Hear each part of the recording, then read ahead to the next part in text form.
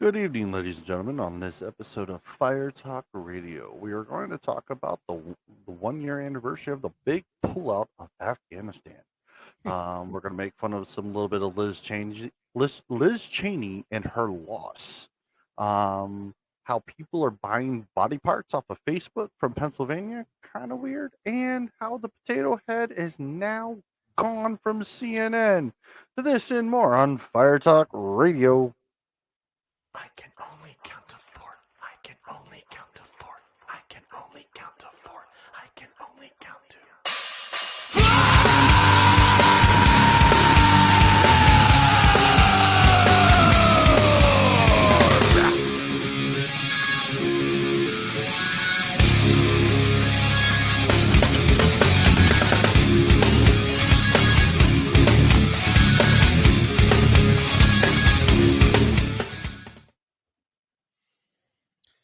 Well, good evening, everybody. 1 year. We pulled out a year ago. 1 year. 1 year. We'll get to it. Don't worry. And, I'm waiting for you to come back with something. Why don't you give people contact info? Contact info. So it is episode 44 of Firetalk Radio. Please check us out on our website on firetalkradio.com. Actually, now there's going to be a new button there. If you take a look under the player, there's a subscribe button. Hit it. Find where you want to listen to us. Even our YouTube page. Hit the subscribe button. Check us out there. You can email us at firetalknetwork@gmail.com. You can leave us a voicemail at 814-380-9820. We'll play it. Check us out. Music brought to you by Psychostick. Also, I did notice, if no one else has noticed, if you ever go to our Anchor website, there is actually a message button there. Send it there too. I'll find it. And just to let you guys know, that's Ryan. I'm Jason. We are the I haven't gotten there yet. Radio. But great news. We have names. Yes. And like I try to tell anybody that asks us, like, hey, what's your podcast about? I'm like, imagine two guys drinking beer around a fire, bitching about what's going on. That's about it. That's about it. That's definitely about it. So it's been a week. It has. So still waiting for the subpoena to be opened up for Trump's raid. They're saying that they may open some of it, but redact so much that you probably can't read it. Garland says no to protect the privacy of the witnesses. I feel like the Russian thing all over again. So this is the thing that drives me nuts. I watch a lot of TikTok because that's where the left likes to spout off about BS. Why not? And they get 2 minutes of fame. Right. And they have this weird idea that the reason that we want to see the subpoena, the document, basically, what they have to authorize a warrant to search Mar-a-Lago, because they think that conservatives want the names of the FBI agents so that we can attack them. Like, what it goes through their head that makes them. So someone made it. I did actually see a video which kind of made sense. So there's actually a precedence about this, and unfortunately Hillary Clinton is the front runner of this precedent, because when she was taken into court and everything for her mishandling of classified information on her own private server, the FBI stated that she was wrong, but didn't allow and didn't want to do any judgment due to the fact that they didn't want to. So it's going to end up turning into a civil matter, which will either be in federal court or in the Supreme Court. It is either or. But that's the thing, is that the sad thing is there's already a precedent, and people are not grasping that at all. Well, They're like, oh, he took shit. Let's arrest him. Problem is that someone, the National Archive guy who runs the National Archive, said it out loud in the media, said, hey, I saw him take a box to the helicopter. I want to know what was in it. I found out that he declassified said boxes. Oh, we reclassified them by the time he landed in Mar-a-Lago. So if Trump was in the impression when he left Washington, D.C., that information was declassified, and they decided to reclassify it by the time he made it to Florida, how was he supposed to know it was reclassified? Not only that, the fact that you would reclassify it after he declassified it is a political stunt. That's all that is. And the thing is, and what they've known the shit was there for 18 months. They were there in June. He showed them in June. They said, oh, you need a new lock on this door. And the FBI told him to get a new door with another lock on it. They did. And then literally 2 months later, they raided. They already knew where the shit was. The documents that he has are so sensitive and so important that they had to raid him while he was in New York. But yet it wasn't so important that they waited 18 months, or so important that they decided to wait 2 months after they visited him. Yeah, so I mean, it makes absolutely no sense. And then Trump is talking about releasing the video footage of Mar-a-Lago. That was the other thing. Don't forget, it. The FBI wanted him to turn off cameras. Thing is, no, they asked his attorneys to turn off cameras, and they said no. Well, they wouldn't even let the attorneys walk around with the FBI agents. They left those cameras on for a CYA moment, for cover your ass. So they turned off the cameras initially because the attorneys weren't there initially. When the attorneys got there, the attorneys told them, no, you're turning them back on. And so they were off for a very short time, and then they came back on. And a lot of stuff that they took wasn't even, classified stuff. To me, the reason that we want to see it is not for people's names, because we believe it's a fishing expedition. They took his freaking passport. No, they had didn't. no reason to take it. What's her name from CBS News said no, they didn't. No, they took it and then gave it back. I know they took it, but she what is her name? God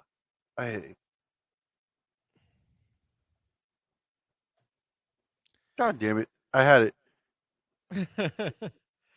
Nora O'Donnell.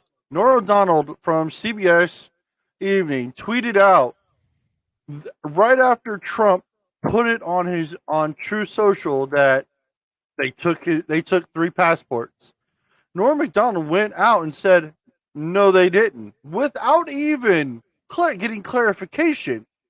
Made an ass of herself, because that morning, the FBI comes out and said, oh, upon a review of stuff, we did collect 3 passports, 2 that are expired, and his diplomatic.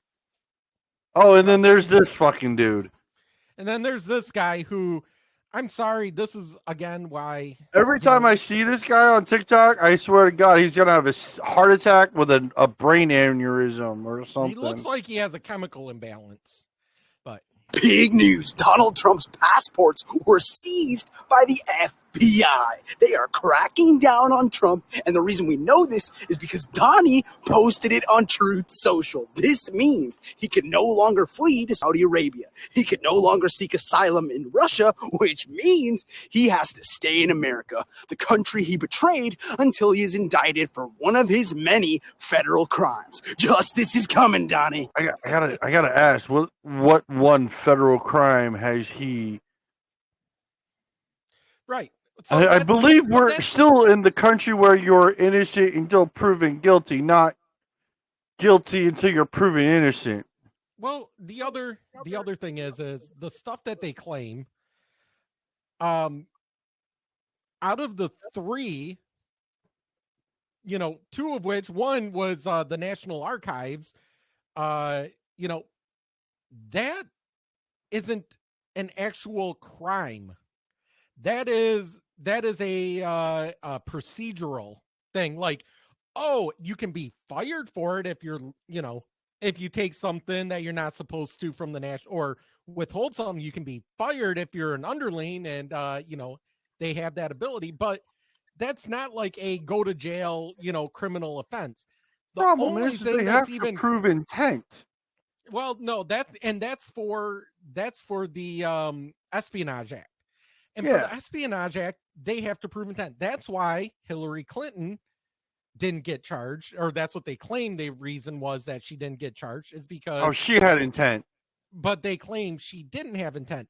Now, she had classified information on a personal server in her bathroom that the Justice Department believes was possibly hacked.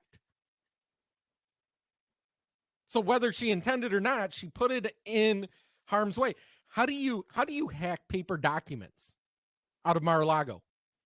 You can't. The only way to get them documents is to physically go there and retrieve them. It's not like Russia could, get a team of hackers, or some 14-year-old that knows his way around a computer can easily, hack in like they could with Hillary's server and do it from anywhere in the world. No, you physically have to go in and take them documents. It's like stealing the Mona Lisa. You physically have to go and take the Mona Lisa. So, but they didn't do it because of intent. They have to prove for the Espionage Act intent if they're going to charge him. Well, they can charge him for anything. I mean, that's the thing with charging. But for him to be convicted, they have to prove intent to distribute. Yeah. So, I mean, it would be interesting to see how the FBI conducted themselves in Melania Trump's closet. Yeah. I wonder if they put on their high heels. I wonder how many of them. I wonder how many of Melania's clothes Joe Biden's going to end up wearing. I wonder how many they took so Joe Biden can sniff them. Oh, God. That just put he likes really sniffing bad things. Image in my head. He loves sniffing things. They won't sniff her clothes. It's so fucking She's creepy. I've watched them sniff children on camera. Yeah. It's like, how can you not tell me that's not fucking creepy? He won't sniff her clothes. She's older than 7. Okay. He likes that. He likes that new baby smell. Yeah. It happened. All right. So that was so. But the thing is, back to this though. But the thing is to all of these people on TikTok or in the news, that in the mainstream news, that believe that we want to see the affidavit because we want to get the names of the FBI agents or some part of that. Kind of true, because what was his name? Strzok. That was Peter Strzok, that FBI agent that said, "Oh, we've got an insurance policy against Trump if he gets into office." And Lisa Page, those were FBI agents. And here's a funny thing: MSNBC, to talk about this, brought out Peter Strzok. Like, you take like a fired, disgraced FBI agent that lied and obviously is politically motivated against Trump to talk about the search warrant. Are you kidding me? I mean, we talked about this a few episodes ago when they released that Obama had that propaganda bill removed from the media to where they can just do whatever they want. So that's what it is. And all it is government propaganda. They're pulling people that allow just to do or say whatever they want without really consequence. And that's the thing, is that they're doing more harm than good. I mean, look at CNN right now. CNN got rid of Chris Cuomo, and now they got rid of Mr. Potato himself. What is his name now? Mr. Brian Seltzer. Yeah. And all. Good on him. He's gone. The thing is, oh, I'm hearing an echo of myself again. I hate that. So the thing is with the FBI already has very little credibility in the Americans' eyes, especially in conservative eyes, because of what they did to Trump, because of people like Lisa Page and Peter Strzok and the PP videos that never actually existed, and all of that. Como, the FBI. Cuomo. Yeah. All of that. They already lost. Cuomo. No, was it Como? Cuomo? Yeah, Cuomo. Yeah. It's Cuomo. They already lost so much credibility. We want to see the affidavit that would give credibility if it was a true affidavit that wasn't just a fishing expedition. What they're showing right now and what's being seen is that they are deep sea fishing, hoping that they can catch something. My thing is if Trump went as a Democrat back in 2016 and played by their rules, none of this would have happened. No, because they loved him when he was a Democrat. Oh, yeah. Because he was a donor. He wrote checks. Why not? Right? I mean, they were making technically rap songs he about only him, went Democrat because he played their game to cheat the system. He didn't cheat. He cheat the system by their own rules. That's all he ever does is he takes the rules that they make and says, fine, I'm going to take them to the extreme. You're going to give us tax write-offs to be, I'm going to use every single tax write-off I can possibly use. So speaking of tax write-offs, so everyone's upset about his first wife being buried in his New Jersey golf course for tax breaks. That is just a benefit of them. It was in her will. That's where she wanted to be fucking buried. But even if it wasn't, so what? This is another one of those that I have a problem with Democrats. He even came out and said, I have a section of my golf course actually plotted for my whole family to be buried there. But even who the fuck wants to be buried in New Jersey? But even so, even if he came out and said, yeah, I'm doing this for tax breaks, so what? So what? Like, Democrats always get up in arms about so what moments. So what? So he gets a tax break. Big whoopty shit. The thing is, then why do you have that on the books for him to be able to have that tax break? Exactly. Don't blame him for the tax breaks, for taking advantage of the tax breaks. Blame the people that put that on the books. You made the tax code so large that the only people that can get these tax breaks are the uber rich, because they pay people to basically comb through the tax code and find all that stuff. Again, it's another so what moment. I don't care if he comes out and says, I'm doing this for a tax break, I'm doing this for a tax break, I'm giving money to this organization only so I get tax breaks. The whole time he was in office, all they wanted was his tax returns. And it's like, I don't even want to look at my own tax returns. Why would I want to look at somebody else's? Right. Who fucking cares? They want it because, again, the Democrats have nothing on him except for deep sea fishing. was it on CNN or MSNBC? I'm assuming MSNBC, since they're the uber liberals of the news. Rachel CNN Maddow.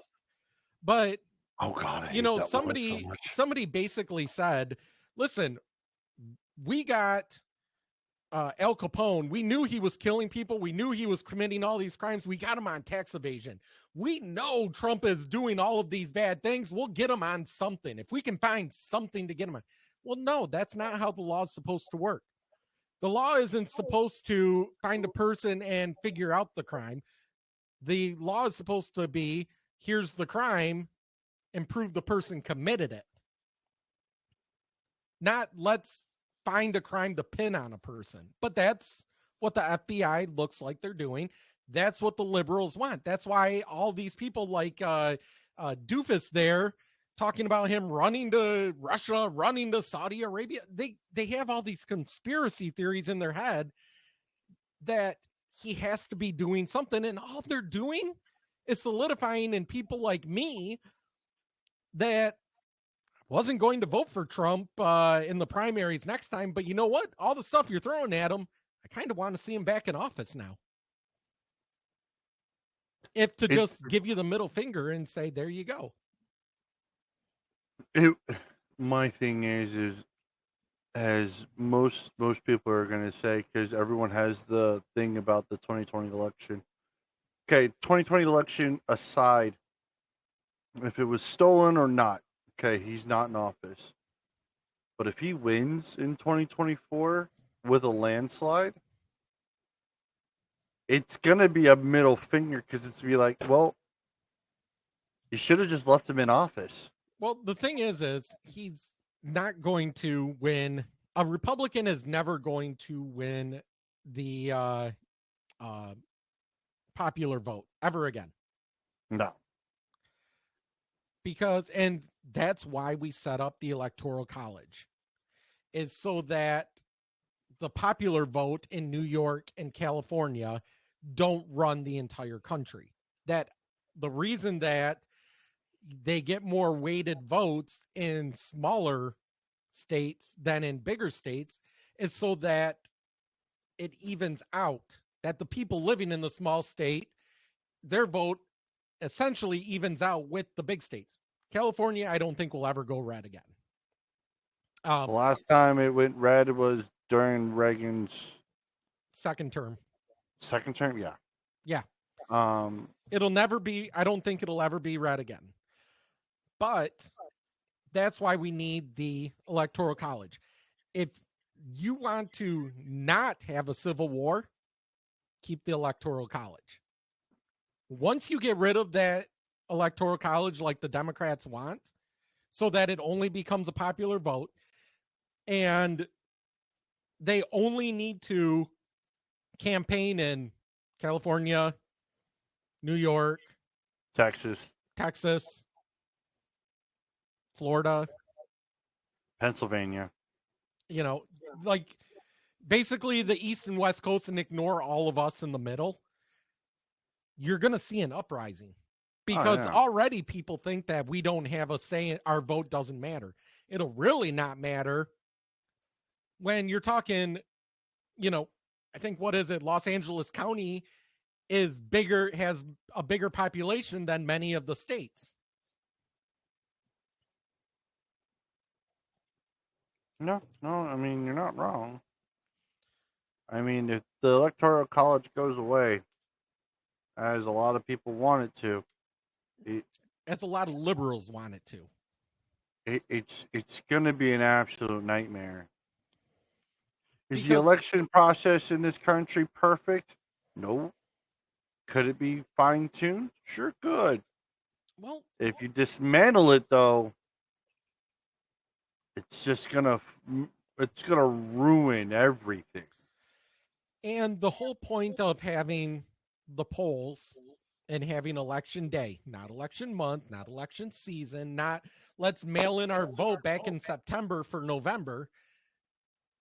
The whole point of having election day and having in-person voting is to cut down on fraud, to cut down on coercion, cut down on uneducated voters. And I don't mean dumb voters. I mean people that there's a good portion of the population that just don't care.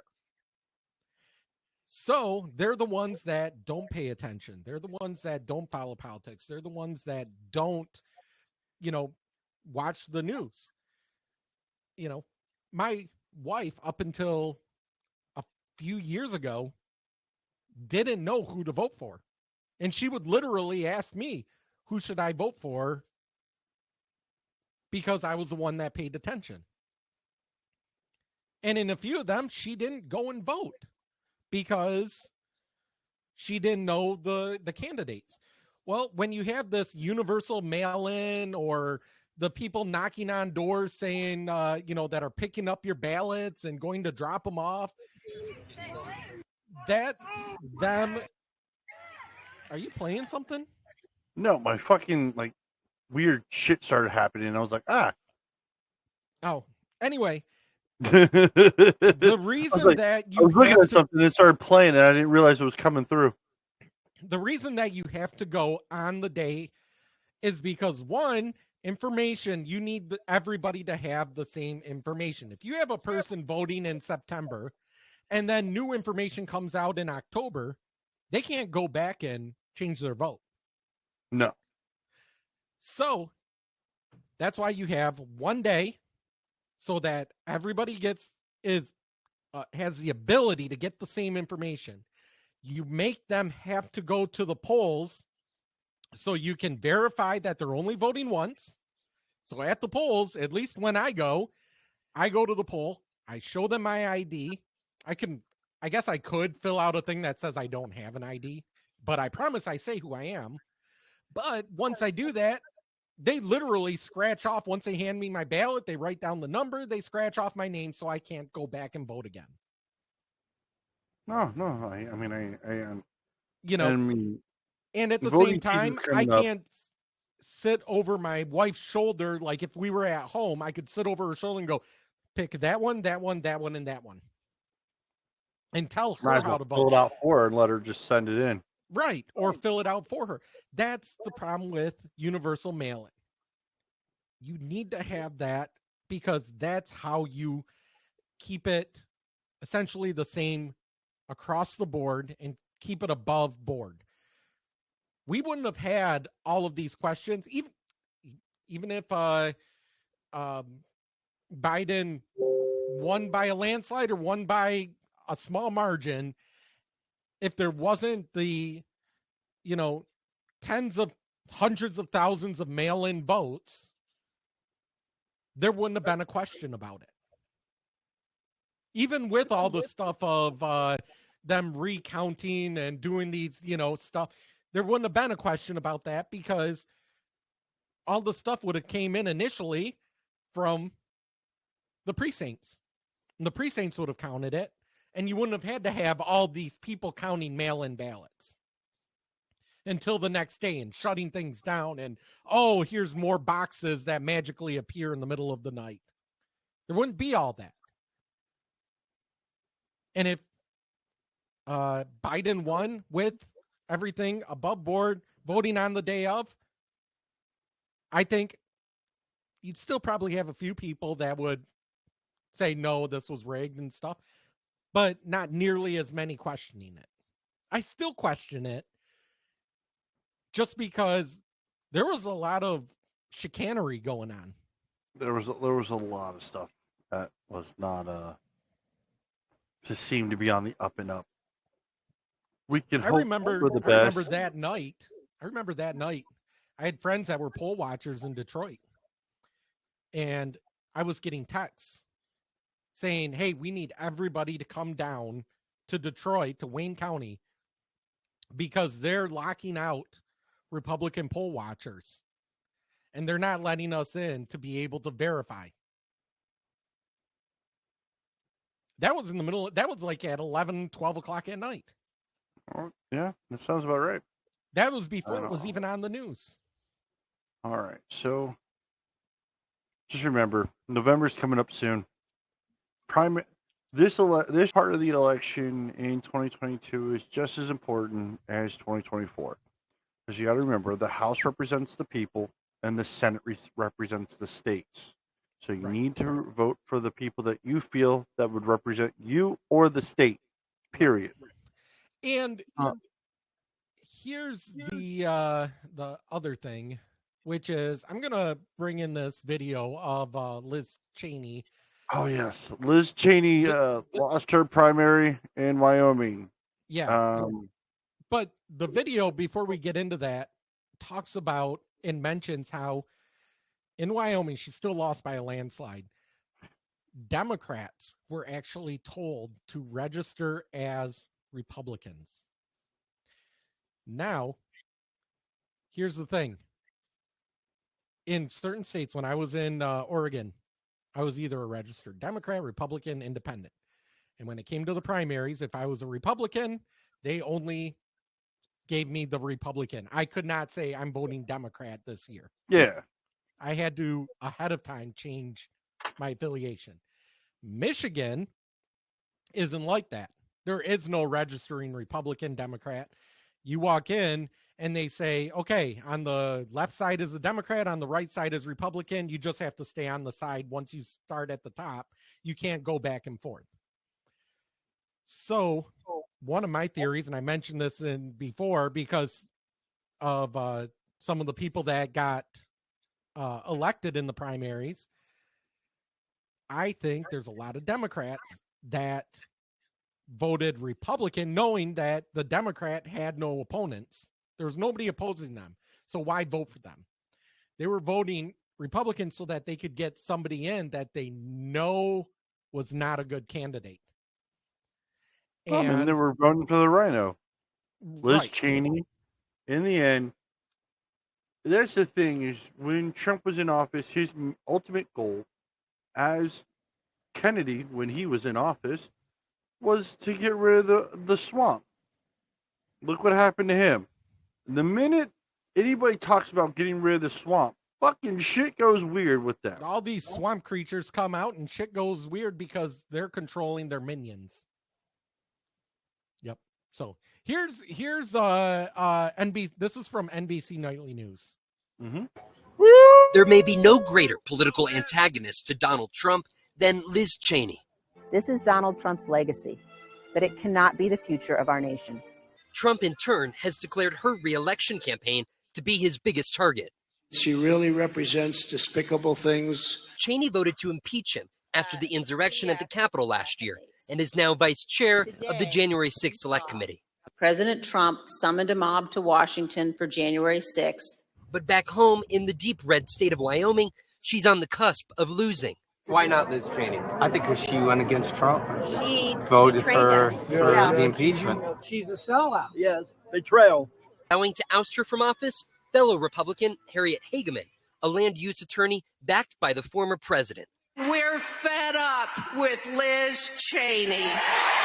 Liz, you're fired. Get out of here. Now Cheney needs help from Democrats. A month ago, I changed my affiliation to Republican so that I could vote for Liz Cheney. Do you hear that? She promotes democracy. But even if every Democrat changed their voter registration, it'd still be an uphill climb for Cheney. Wyoming Republicans outnumber Democrats by 4-1 here. And the multiple investigations into Donald Trump have not moved many Republican voters. In the final days before the vote, Cheney turning for help from her famous father, who first won this very congressional seat 44 years ago. There is nothing more important she will ever do than lead the effort to make sure Donald Trump is never again near the Oval Office. Now an aide to Cheney tells me that tomorrow's primary battle is just the first of a much larger and longer fight that she intends to mount to make sure Donald Trump doesn't return to the White House.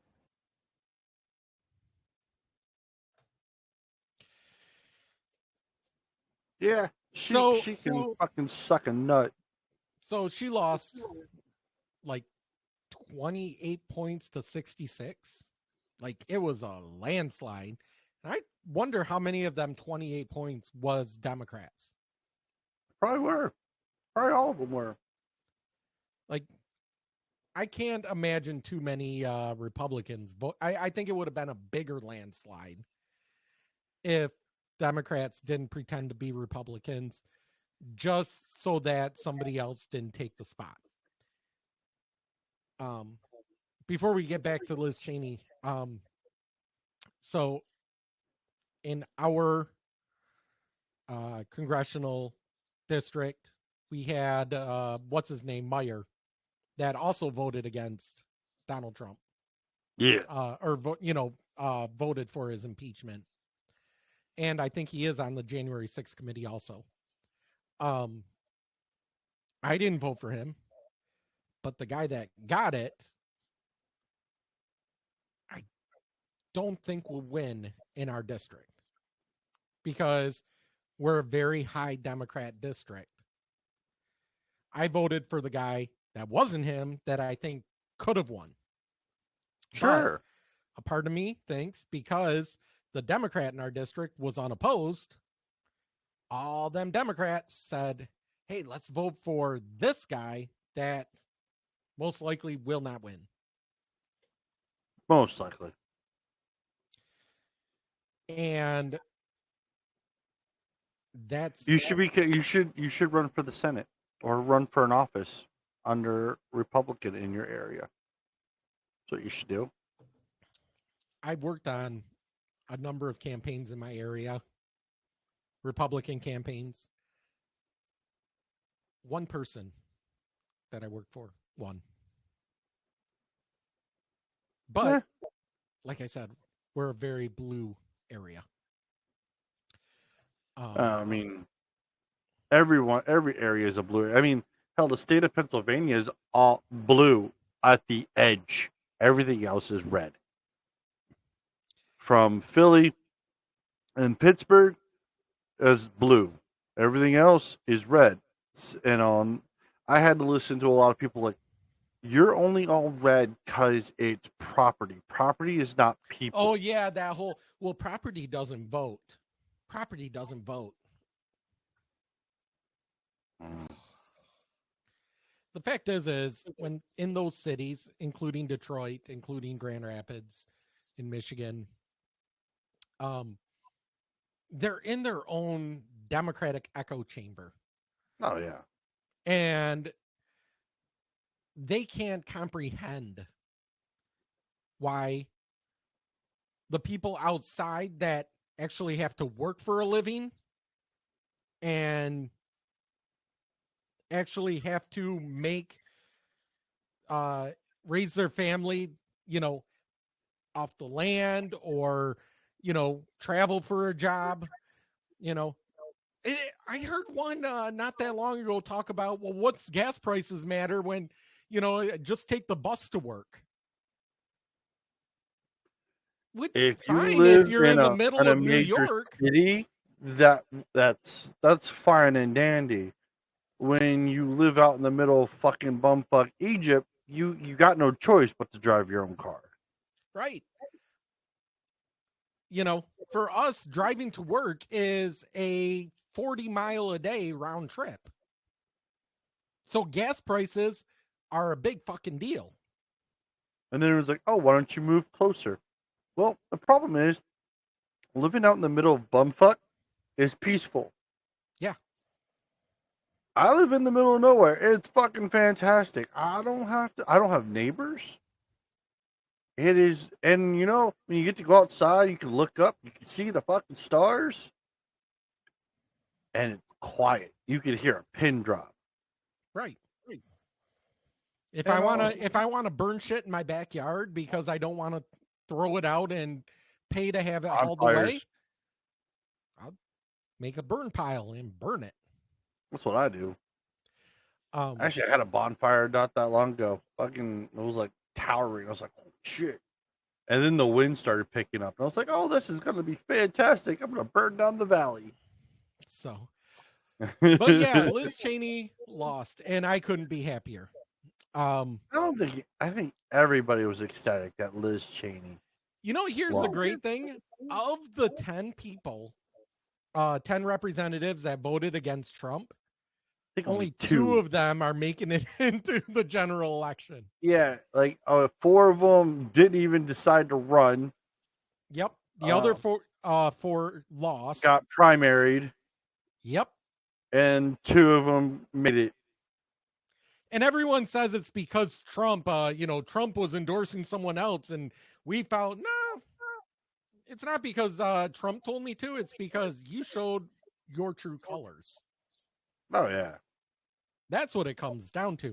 Because here's is this her losing speech? Yeah, because here's the thing. There's a lot of representatives that are Republicans that may not agree with, that Trump was president and all of that.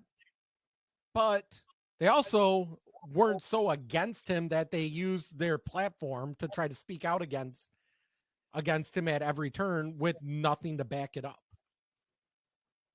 So, are you talking about Chuck Schumer or Nancy Pelosi? No, they wouldn't do that. No. I'm talking Republicans. There's a lot of Republicans that were just like, yeah, he lost. Mitt Romney. So what? He lost. I hope Mitt Romney gets, he can't get primaried this time, but next time he's up. I thought he was up for election for the Senate. I don't think so. I think it's the next. Let me look. When is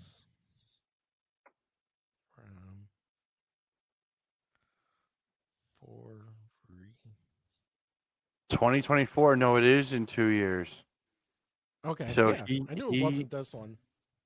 So it is the 2024 election. He is a part of. Okay. So here's Utah. One part of her concession speech, and of course she blames Donald Trump. 2 years ago, I won this primary with 73% of the vote. Then you I could easily have done the same again, but it would have required that I go along with President Trump's lie about the 2020 election.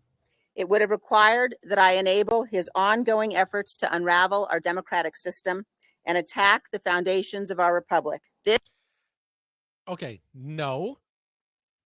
It would have meant you just worry about your constituents like you're supposed to, and not use every waking moment to attack Trump and anybody that supports him, including your constituents. That's this what it would have primary meant. election is over, but now the real work begins. So that's a part of her concession speech. The other part is where it gets really freaking weird, and she actually might be. So before you play, so the quote lie about the 2020 election, my thing is, okay, yes, the people entering the house was a little much. They shouldn't have gone in. Fine. They didn't bother because they had, remember, to challenge the electoral colleges in the House, they have to have a member of the House and the Senate oppose it. Right. They had those in all battleground states: Wisconsin, Michigan, Pennsylvania, Arizona. They had all that. But because the people decided to enter, they rushed the ballot without actually doing the due diligence of actually seeking those out. So I feel like the election process also at that time got screwed, because it's like it did. And the other thing too, they should have still done it that way. They shouldn't have rushed it. They should have been able to go to their respective corners, have their debates about it, right? Figure out what the hell's going on, and go from there. And the thing is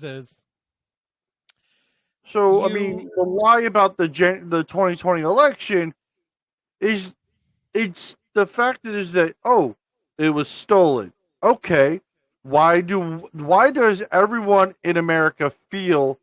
Well, not everyone.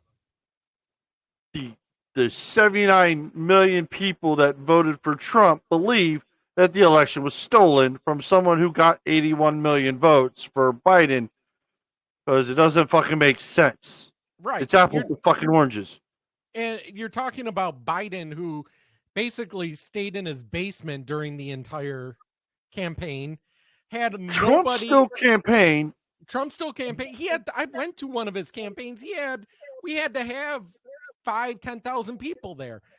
Biden has like 5. And, you know, that's the thing, is you can travel the country and see that there wasn't the enthusiasm for Biden, and yet somehow he has the most votes in history. The thing is, everyone that voted for Biden was like, oh, it wasn't Trump. And I'm like, you voted for someone because you didn't like the political opponent, even though, look, he's fucked up the country even worse. Right. That's why whenever you ask a Biden voter, are you happy with how things are under Biden now that you voted for him? They never answer you. Their answer is always, well, it would have been worse under Trump. At least he's not Trump. It has nothing to do with Biden. And that's where the shenanigans comes in, why we want to find out what happened. And you know what? We would have still been energy independent. We would have had a border up. We would have had the Keystone Pipeline in effect. Yeah. We would have been getting our petroleum from Canada instead of Actual Russia. Insulin and epinephrine would have been $35. Because the executive order fixed where Big Pharma was overcharging. It's not just where the copay can cap out at $35. He figured out the underlying root of it and got it to where they were going to be $35 at most. And I'm sorry, epinephrine and insulin are very life-saving medicines that shouldn't cost people. As I know people who have allergies to bee stings, peanut butter, and they have to get epinephrine, and half the time they're charging like $500-$600 for one pen. Well, they come in a 2-pack usually. Well, yeah, in a 2-pack. In a 2-pack, because I get them. Still not the point, though. But here's the thing: mine are expired because I'm a coach. I'm around people that I need in my first aid kit an EpiPen. I'm not allergic to stuff myself outside of penicillin, which by the time I get penicillin, like if I'm knocked out and someone gives me penicillin, I'm going to be in a hospital anyway. But they're expired because the last time I had to buy it, I want to say my insurance paid half, but it still cost me like $300. There's the thing is like, and everyone says, "Oh, it's not." And the thing is, you look at all the stuff Biden axed right as he got into office that Trump was having enacted, and then now he's turning around and taking credit for it, and it's like, well, it's the same thing with the gas prices. You know, I just heard a news report from our local news talking about Biden lowering the gas prices. It's like that's like saying I burned down the house, but I'm spraying it with a garden hose. No, it's everybody else's fault while the gas went up, but it's his fault that the gas went down. You can't have one without the fucking other.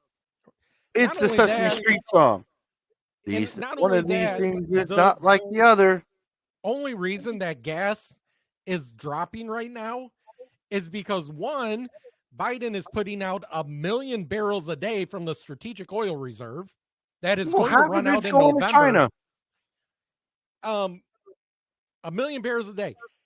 During his time after he got into office, because of his EPA regulations, 5 oil refineries had to close down that were producing over 1 million barrels a day. So the fact is he's putting out the amount that would have been out there anyway from the had he not closed the refineries. On top of that, because gas is so high, I'm not driving any more than I absolutely have to. And that's true for everybody. We're rationing because we can't afford it. I don't even mow my grass every 2 weeks like I used to.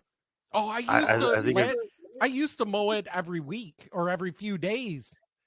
You know, keep that short, keep it nice and manicured. And I love lawn mowing. I got a 0 turn. I love it. I love being able to go and then whip in a circle. Yeah, now, I'm thinking about getting one in the fall.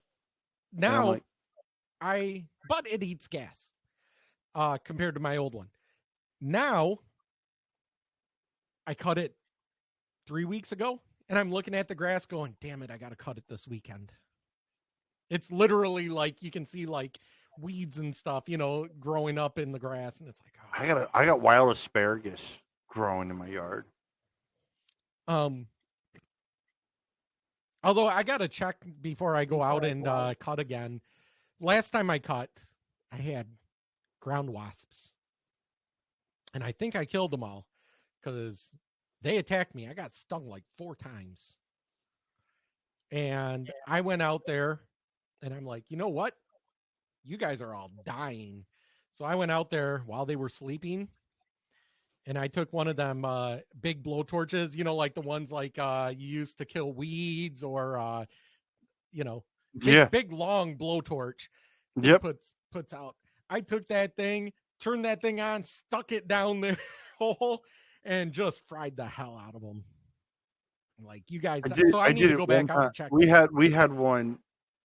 We had a hornet's nest in the ground by my garden, and we put a one of those big. We put like a big glass bucket on top of it, right, and then put it right over the hole, and then I funneled like this little metal hose in the ground, and I stuck it in their route, and I fucking just let all sorts of fumes in it. You see them just crawling out, trying to get out, and they're just dying right there. And I'm like, yeah, fuck you.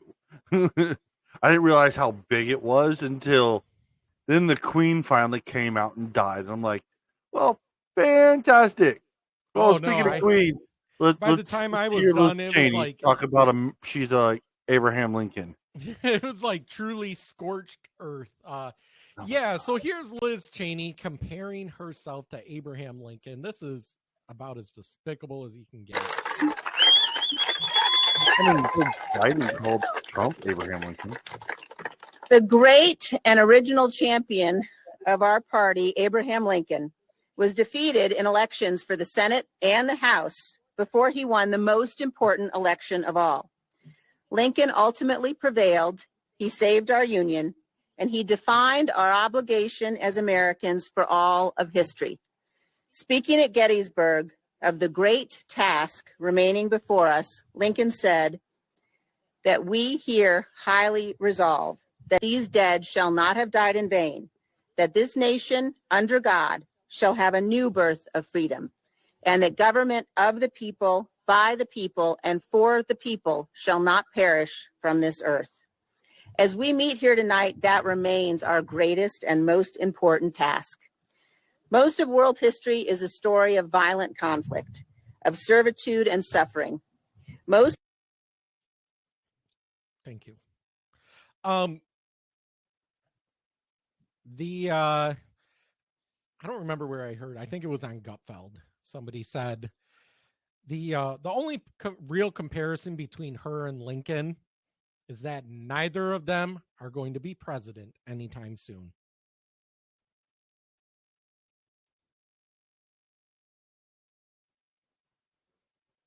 The fact that she's thinking about running for president kind of disturbs me.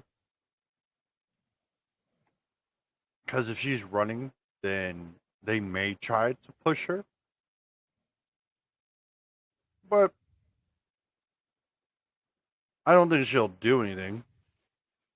I mean, what is she going to have? Vice President Hillary Clinton? Probably.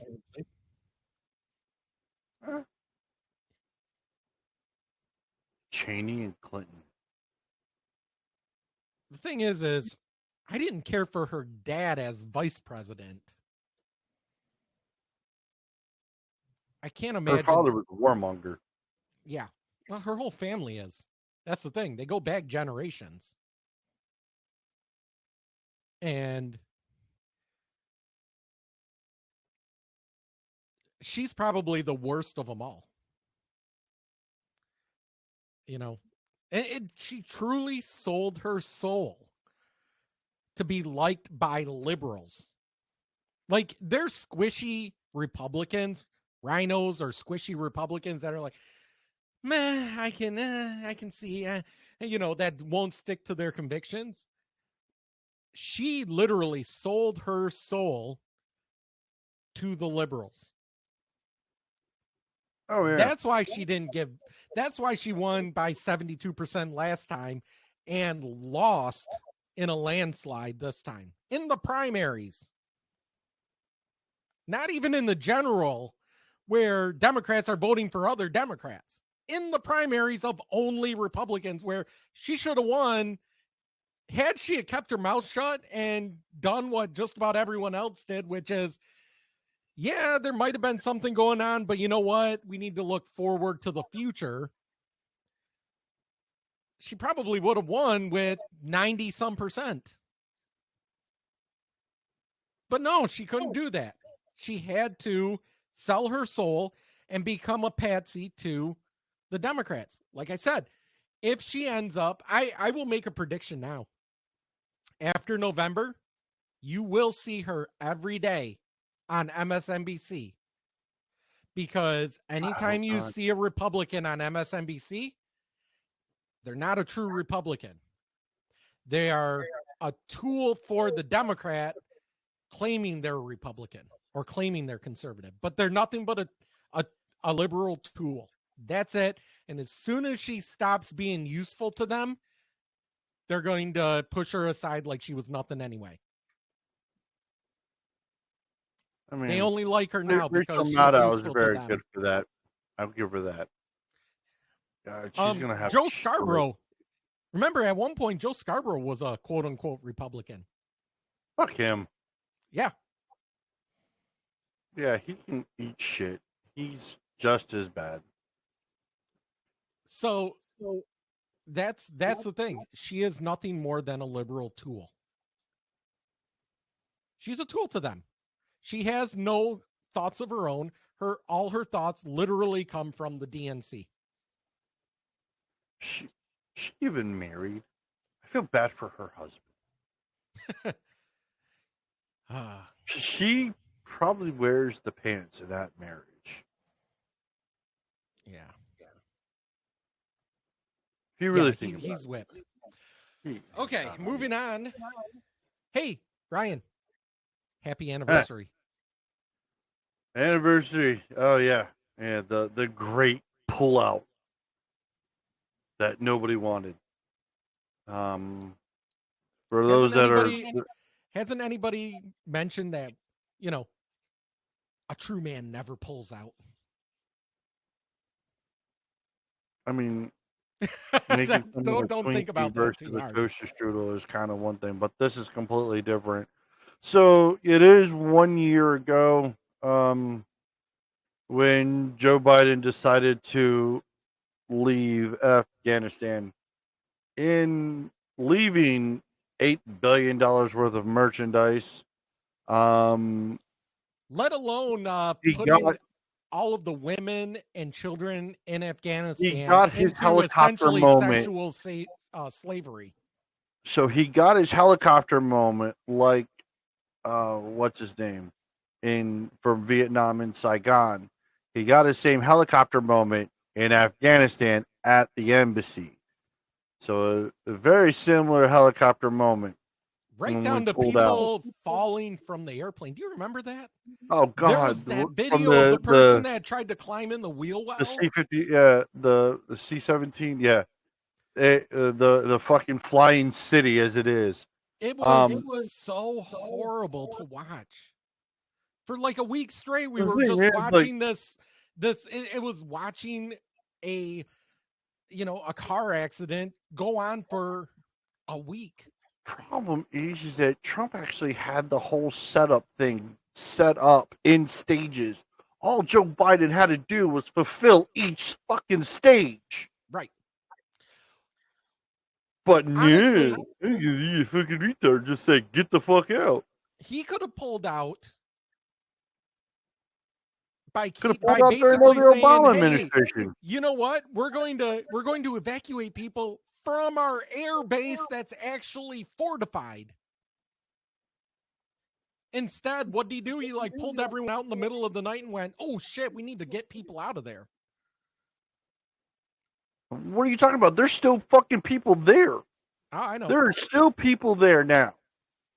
They could have literally waited until winter when the Taliban have to go back into their caves because there's too much snow for them to get around. Like waited like 4 months. We still could have gotten out of there. I don't believe we should have left, but we should have left, but the way we left was wrong. I don't think we should have left. I think we should have left something. I think we should have left it like we do in South Korea and still have a presence there, still have our air support there, because that was the thing. When we left, we took our air support with us.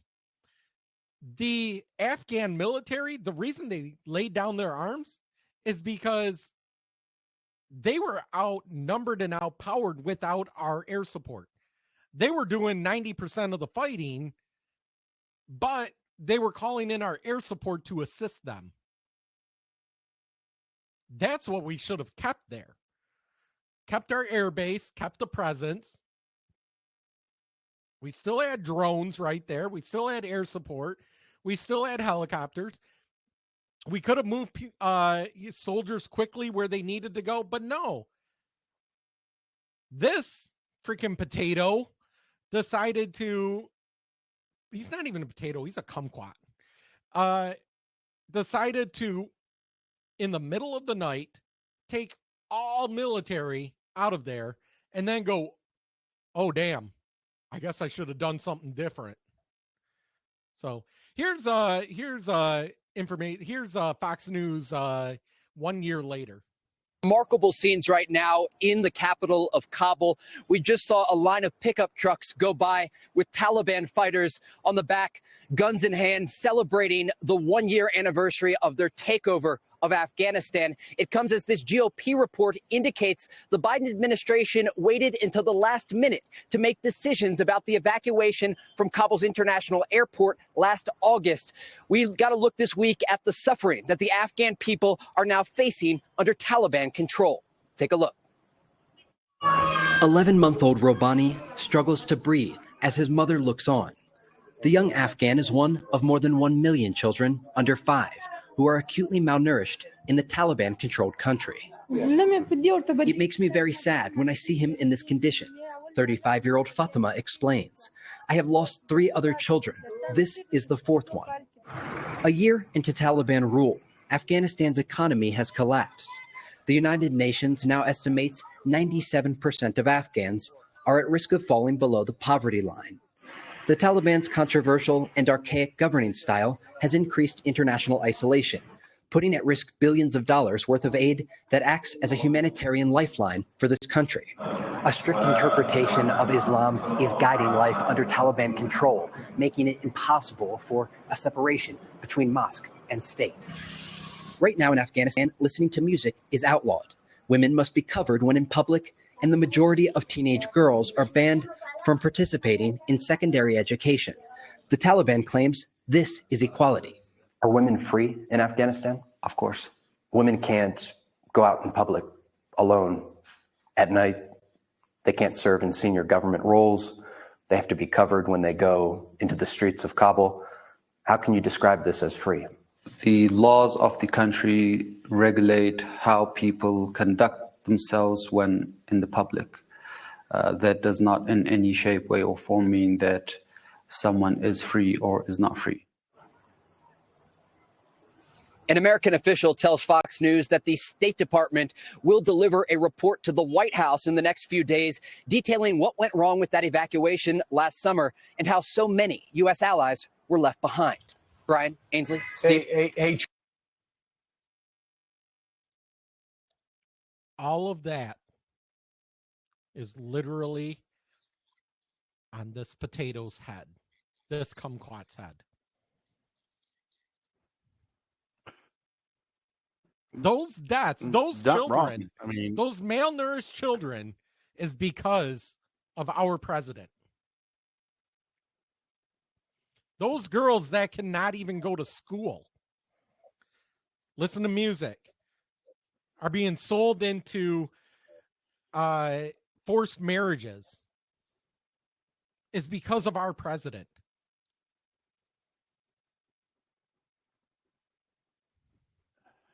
One year. Imagine being a 25-year-old woman there for 20 years of your life, from the time you were 5 years old until the time you were 25. You essentially had freedom. You went to school. You could work. You didn't have to cover up. You weren't being forced into marriages of essentially sexual slavery. And in 1 week, this president destroyed all of their lives. And 1 year later, this is what they live with.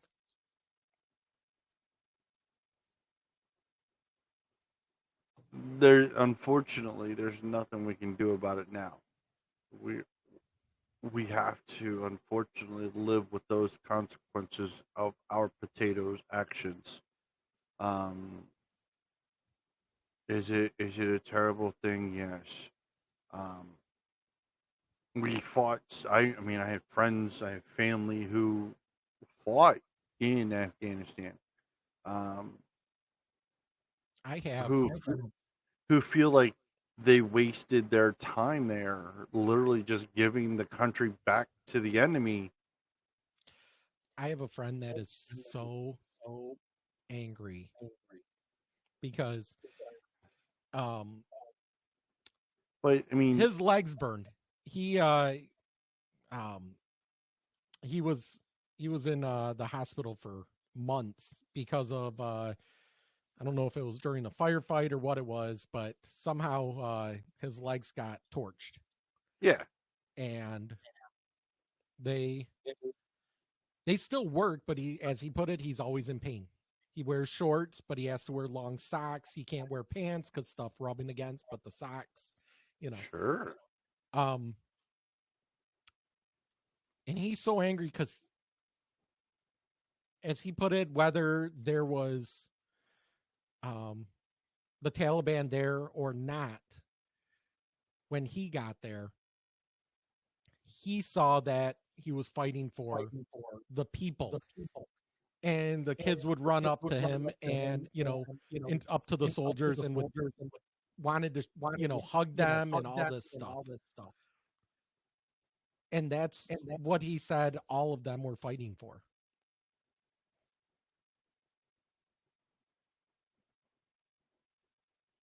I know. 1 year later. And guess who we just killed in Kabul? The head of the of Al-Qaeda, the new head of Al-Qaeda, or was the new head of Al-Qaeda. I was gonna say, I thought he died though, like a year ago. No, it was actually reported that he was living in Kabul for the last year. Out in the open. It was so insecure it was so secure for him that he didn't even hide himself in Kabul. And of course, this Didn't have administration's going, see, we can take him out with a drone. Well, he lived for a fucking year in Kabul, the capital that we had control of. I mean, you're not wrong. I mean, it's That guy should have been spending the rest of his days living in a freaking hole in the ground, afraid to come out of it. But no, we let him spend the last year living what essentially was luxury to him. mm-hmm. And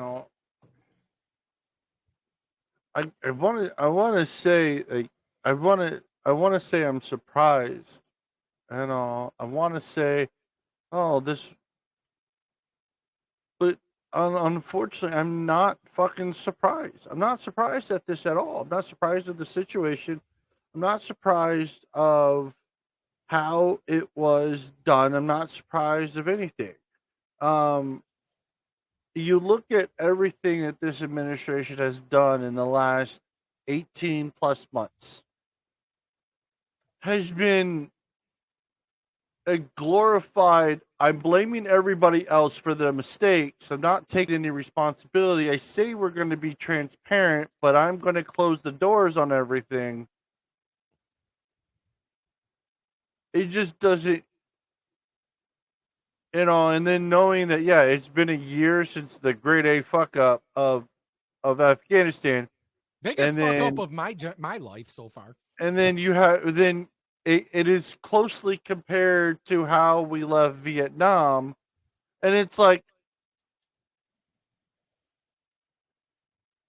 you're going to have those that came back from Vietnam, all those veterans that came back from Vietnam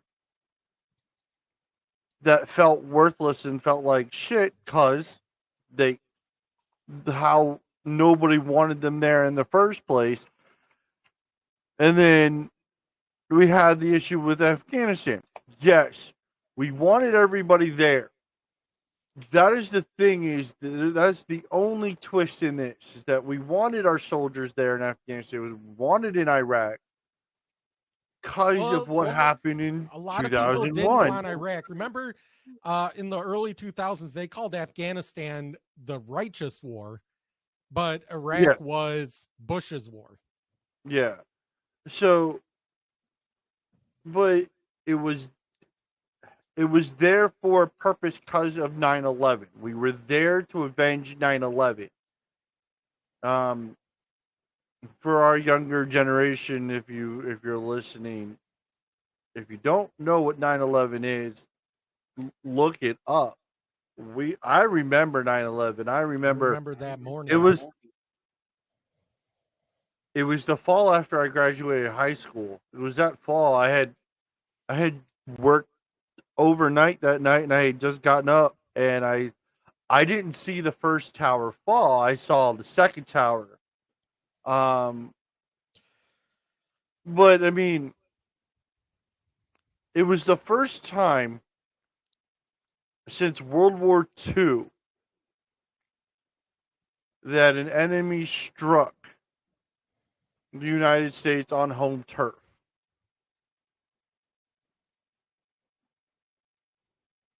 And the way it ended just leaves a really, really bad taste in everybody's mouth that participated. The way it should have ended was the liberation and the freedom of Afghanistan. The Korean War was awful. The way it ended, even though we didn't... You mean the Vietnam? No, the Korean War. Oh, Korean War was awful too. The Korean War was awful, but... The Vietnam War, though, I'm comparing is because of the helicopter takeoff. Right, but I have a different comparison, though. Look at South Korea now. South Korea, here. Let me pull up. This is YouTube money. Well, the Korean War technically has never been over. It's just been on a fucking pause. But we're at the reason that it's not over is because we're still there. All right. Let me pull this up. Korea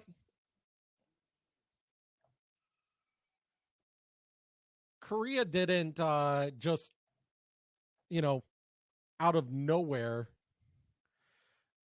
become a democracy or get their freedoms or, any of that. Why is it not pulling up the official music video?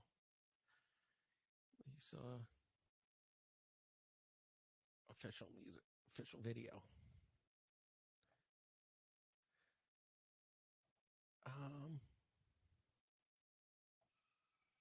Okay.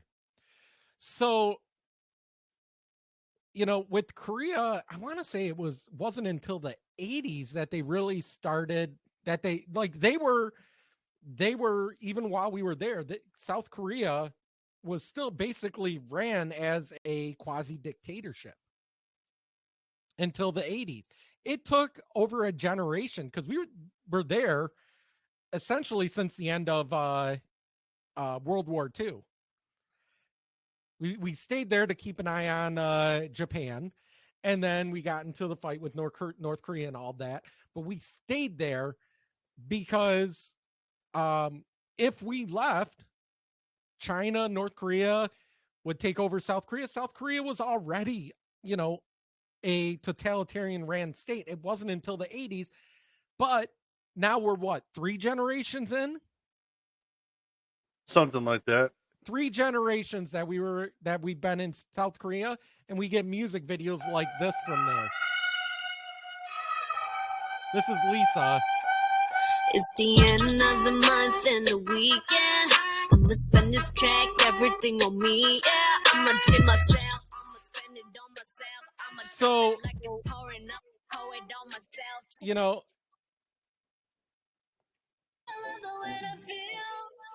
Could you imagine in another 20 years, Afghanistan could have had that type of freedom where,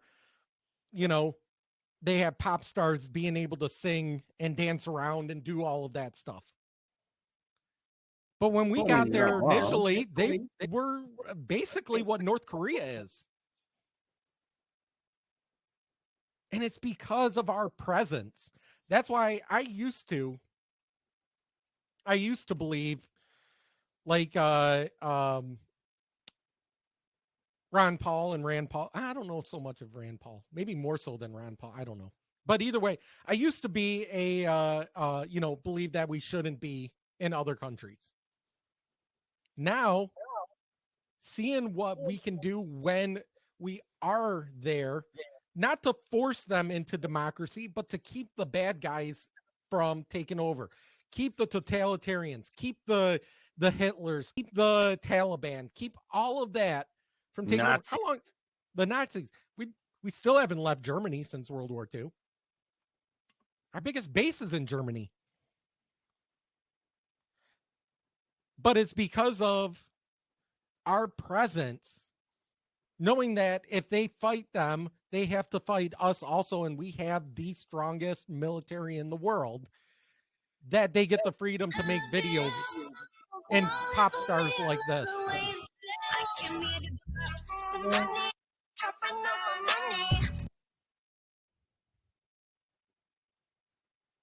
Yeah, so. And because of impatience, because people are impatient and said we had to pull out. We have to pull out. We've been there for 20 years. How long do you expect to be there? Another 20, 40 years? Why not? Why not? Keep the Taliban. The Taliban is Al Qaeda light. Yeah. But now they run the country again. They protect Al Qaeda. They were protecting them, their leader. Al Qaeda and the Taliban are terrorists. We were keeping them at bay. And this kumquat, gave it back.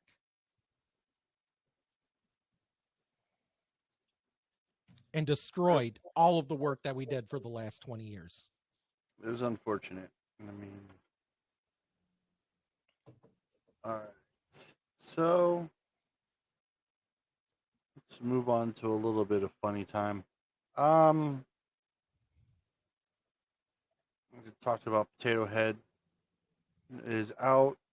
Brian Seltzer was let go after his show Reliable Sources was canceled.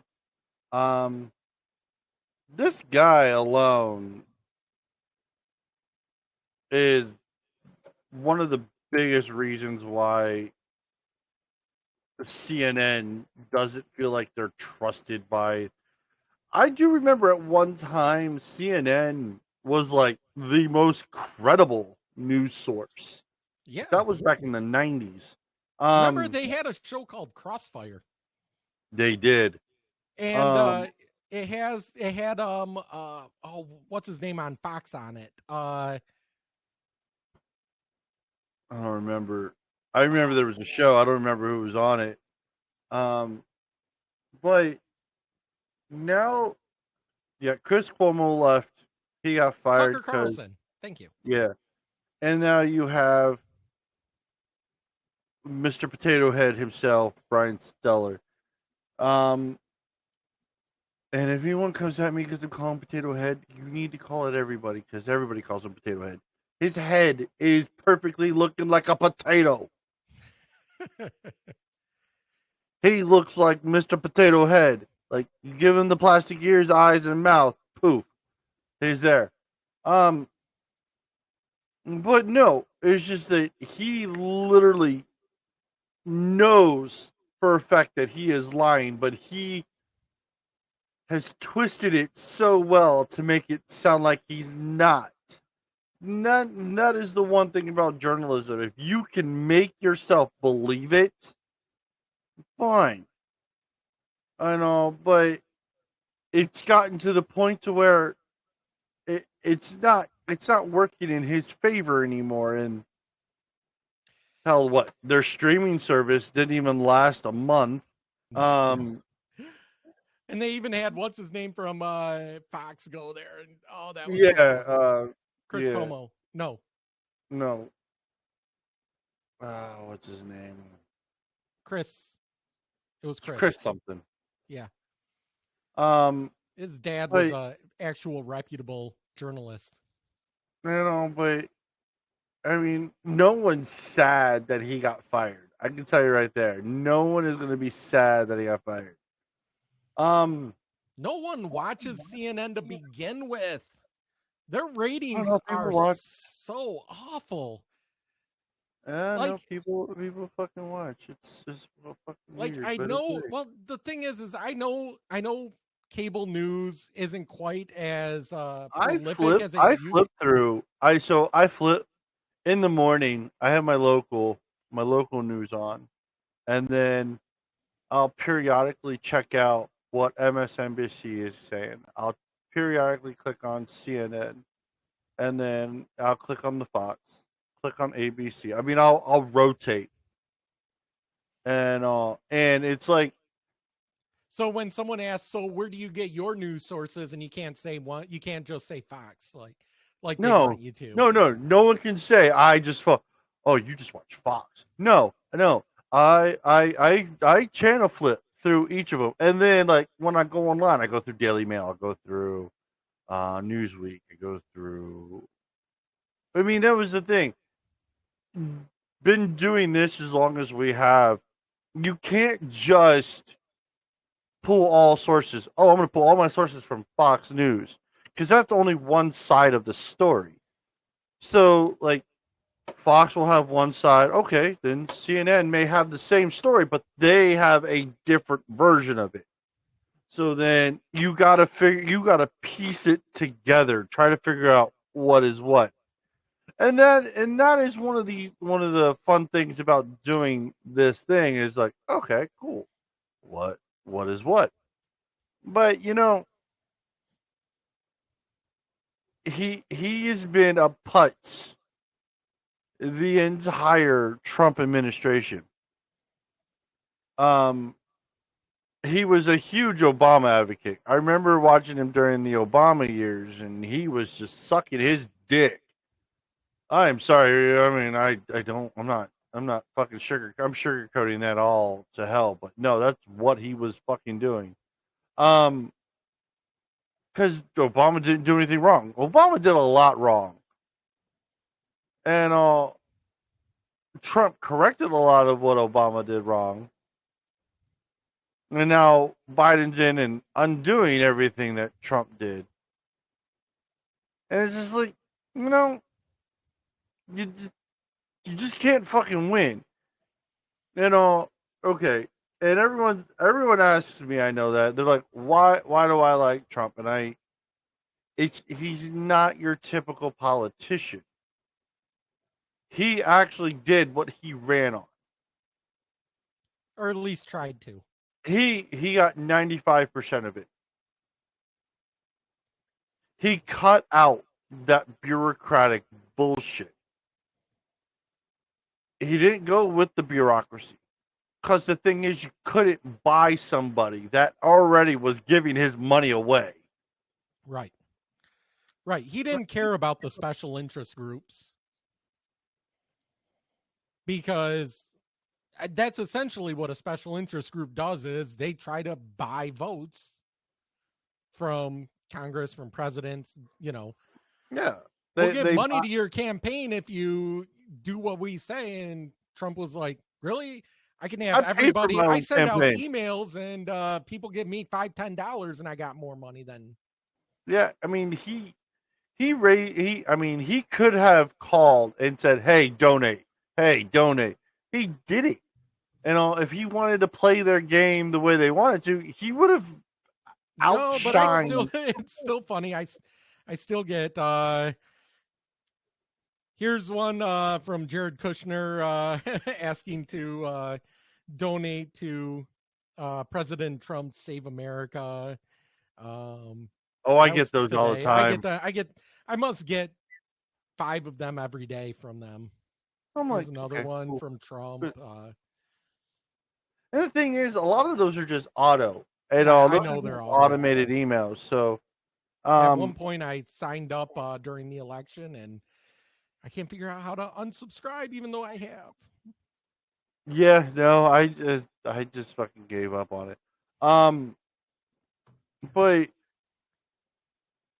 now on this one is Trump's CFO, the Chief Financial Officer, Alan Weisenberg, pled guilty to tax evasion and everything with the Trump organization, with tax fraud and evasion.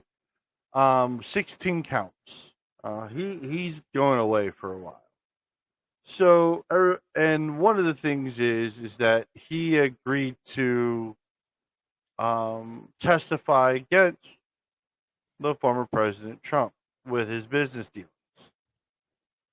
So, the hierarchy in an organization, Trump was CEO, Alan Weisman is CFO. Okay, you have Chief Executive Office. You have Chief Financial Office. 2 fucking different things. Chief Financial Office makes sure that Trump has the money to make said deals. Like, oh, I will buy you for this. Oh, do I have the money? Yep, write a check. So the problem is that this fucker decided to not pay the taxes or duck everybody's goddamn calls about it. I don't know, because the case hasn't actually been displayed. I've looked for it. It's not out there, so I'm assuming there's going to be more to it. So I'm waiting for that. But it is what it is, okay? And if Trump did something wrong, then yes, punish him for something that he did wrong. Fine. And yes. But the thing is especially with the left, they have this guilt by association as long as it's not Biden. or Hillary.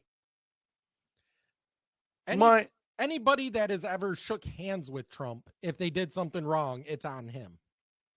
Yeah. So, and all my thing is that, okay, so you're doing all this targeting on Trump, but yet you won't even touch Biden. Okay, so Biden has, was it a granddaughter or a niece, something that wrote a journal being really explicit? Was it a granddaughter? Well, no, he has a granddaughter that he refuses to acknowledge he has. Oh, or was it his daughter or something that he used to take showers with? Project Veritas got a hold of the journal first, and everything. It's quite fucking creepy. If that was all true, I will call him a map. But, and then you have Hunter, who in his drunken, coked out frenzy dropped his laptop off at a help desk thing to get fixed and forgot about it, with child pornography, drugs, money laundering, all the emails, his iCloud connection. Yeah, stuff just keeps coming out more and more. And then, we know who, this is great. Know who the big guy is. Matt Gaetz, who everyone thinks he's a fucking, I don't know. Like, they think he's a pedophile because supposedly he had a girlfriend or knew a girl or something like that he crossed state lines with that was 17. I don't. Sure. I haven't followed it, but we got to listen to Matt Gaetz, because listen to these responses when we talk about the FBI. This is him with the cyber, the head of cyber of the FBI. You know where it is. I'm not going to talk about any ongoing investigation. You come here and you tell us you follow the facts and the law, but you can't even follow a laptop that you guys have had for 3 years. We follow the facts and the law, and we speak in open court about our cases. But you aren't speaking about this. But you know who is speaking about it? The whistleblowers from the FBI who've gone to Senator Grassley and said that you guys purposefully take any information that is derogatory about Hunter Biden and you go and rat hole it so that you never have to speak about it in any circumstance. But the good news is you're not the only ones with that laptop. So Patrick Ho was convicted of bribing government officials in Africa, and he gave $1 million to Hunter Biden. Are you familiar with that? I'm not going to speak about any ongoing investigation. Is that an ongoing investigation? I'm not going to speak about any potential ongoing investigation. Don't you see that degrades the country's belief in you guys when you have whistleblowers saying that you're purposefully rat holing this information, and then you come here and say you won't talk about it? I mean, inside Hunter Biden's multi-million-dollar deals with a Chinese energy company, Washington Post, Matt Vizier, Chinese elite paid $31 million to Hunter and the Bidens, Peter Schweitzer in the New York Post.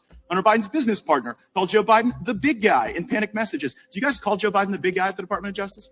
But I think it's important to understand why we don't speak about cases outside of the courtroom. By the way, I already know why. If I may answer the question. You know why you don't speak about it? Because it's about Hunter Biden. You guys have no problem leaking about other stuff, right? Like, you got no problem going out and tagging parents at school board meetings as a national security threat. But when all of the facts and all of the law are before you regarding the corruption of Hunter Biden, you don't want to speak to that at all. And it's precisely why you've got folks that are talking to Senator Grassley about it. Bohai Harvest. So 10 days after Vice President Biden takes Hunter Biden to China, 10 days after this long, toiling venture of Hunter Biden, they can't get off the ground, 10 days after they go, he automatically gets approved. So for a deal in China with Bohai Harvest. Have you guys looked into that?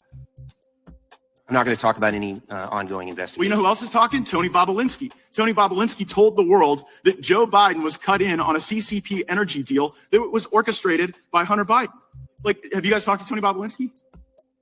Again, we don't talk about ongoing investigations in settings such as this. So Joe Biden.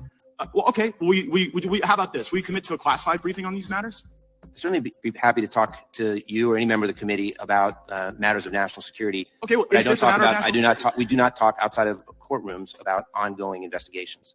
Well, is there an ongoing investigation of the annual fund dinner that happened where Joe Biden was vice president of the United States and Hunter Biden holds his fund's annual dinner at the Chinese embassy? And But in order to do that, in order to get the Chinese embassy to roll out the red carpet for Hunter Biden and to raise money for his fund, he had to go to the embassy 30 minutes before and have a one-on-one meeting with the Chinese ambassador. Do you think it's possible that that meeting might have jeopardized national security?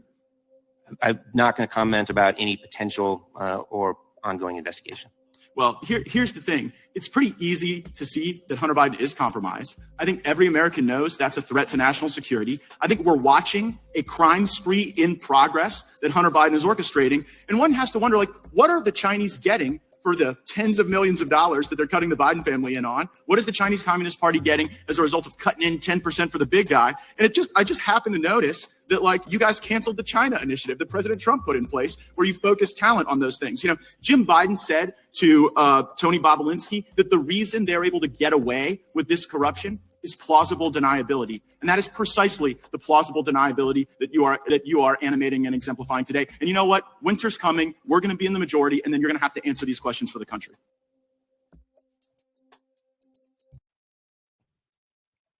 Damn.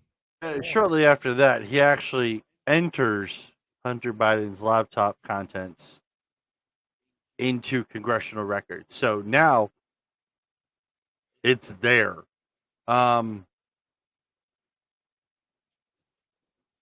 That is very, very interesting because congressional record, once it's been cleared congressional records, it becomes public knowledge. Right. And guess who else's election is coming up? Mr. Nader himself. Oh, Ralph. New York redistrict. Ralph Nader and another primary, I can't remember her name, are in the same district now for Manhattan. That's right. I did hear it. Is one or the other. Nader can't lose his position. Nader is the only reason why that committee isn't moving forward anywhere. You remove Nader, that committee is really going to start busting balls. Well, the committee is going to start moving a lot of stuff come November. Well, no, come January. Because it'll be from November to January. They'll be in a lame duck. Oh, yeah. But once the Republicans take over, they don't even have to take over both House and Senate. Once they take over the House, it'll be investigation after investigation, and it won't be this kangaroo court. Oh January no, 6th I have a feeling it will be House and Senate. It may not be a full landslide in the Senate, but it will be enough to where yes, they may need a Democrat or two, all right, if they have to do the 60 vote. But man, it's gonna be a heavy push from the House. I think if we take over the Senate in this one, it'll be like 51 or 52, 49, 48.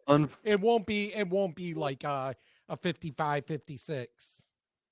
I actually would like to see Senator Kennedy become the majority leader of the Republican Party for the Senate. I want to see Kennedy be the majority leader, not fucking McConnell. Fuck him. McConnell. This is where Andy and I agree. Andy hates McConnell, and he's from Kentucky. I hate McConnell. I'm not even from Kentucky. I can't. He is the epitome of a rhino. He's been in that seat for so goddamn long. His ass print is in the fucking chair. Yep. In the Senate. It needs to go. I will either see Rand Paul or Kennedy. Here's the thing, and I think this is where a lot of Republican and Democrats, younger Republican, younger Democrats, can agree. I don't agree with them on having a term limit for judicial appointees. I think that should be lifelong until they either want to retire or die. Yeah. But I think there should be term limits for House and Senate. Oh yeah, we've had the discussion. Term limits for Congress is an ultimate necessity in the end. Because I mean, granted, yes, you can run, but I believe but the 2 8-year terms. Yeah, if you look at 2 8-year terms, 16 years as a congressman.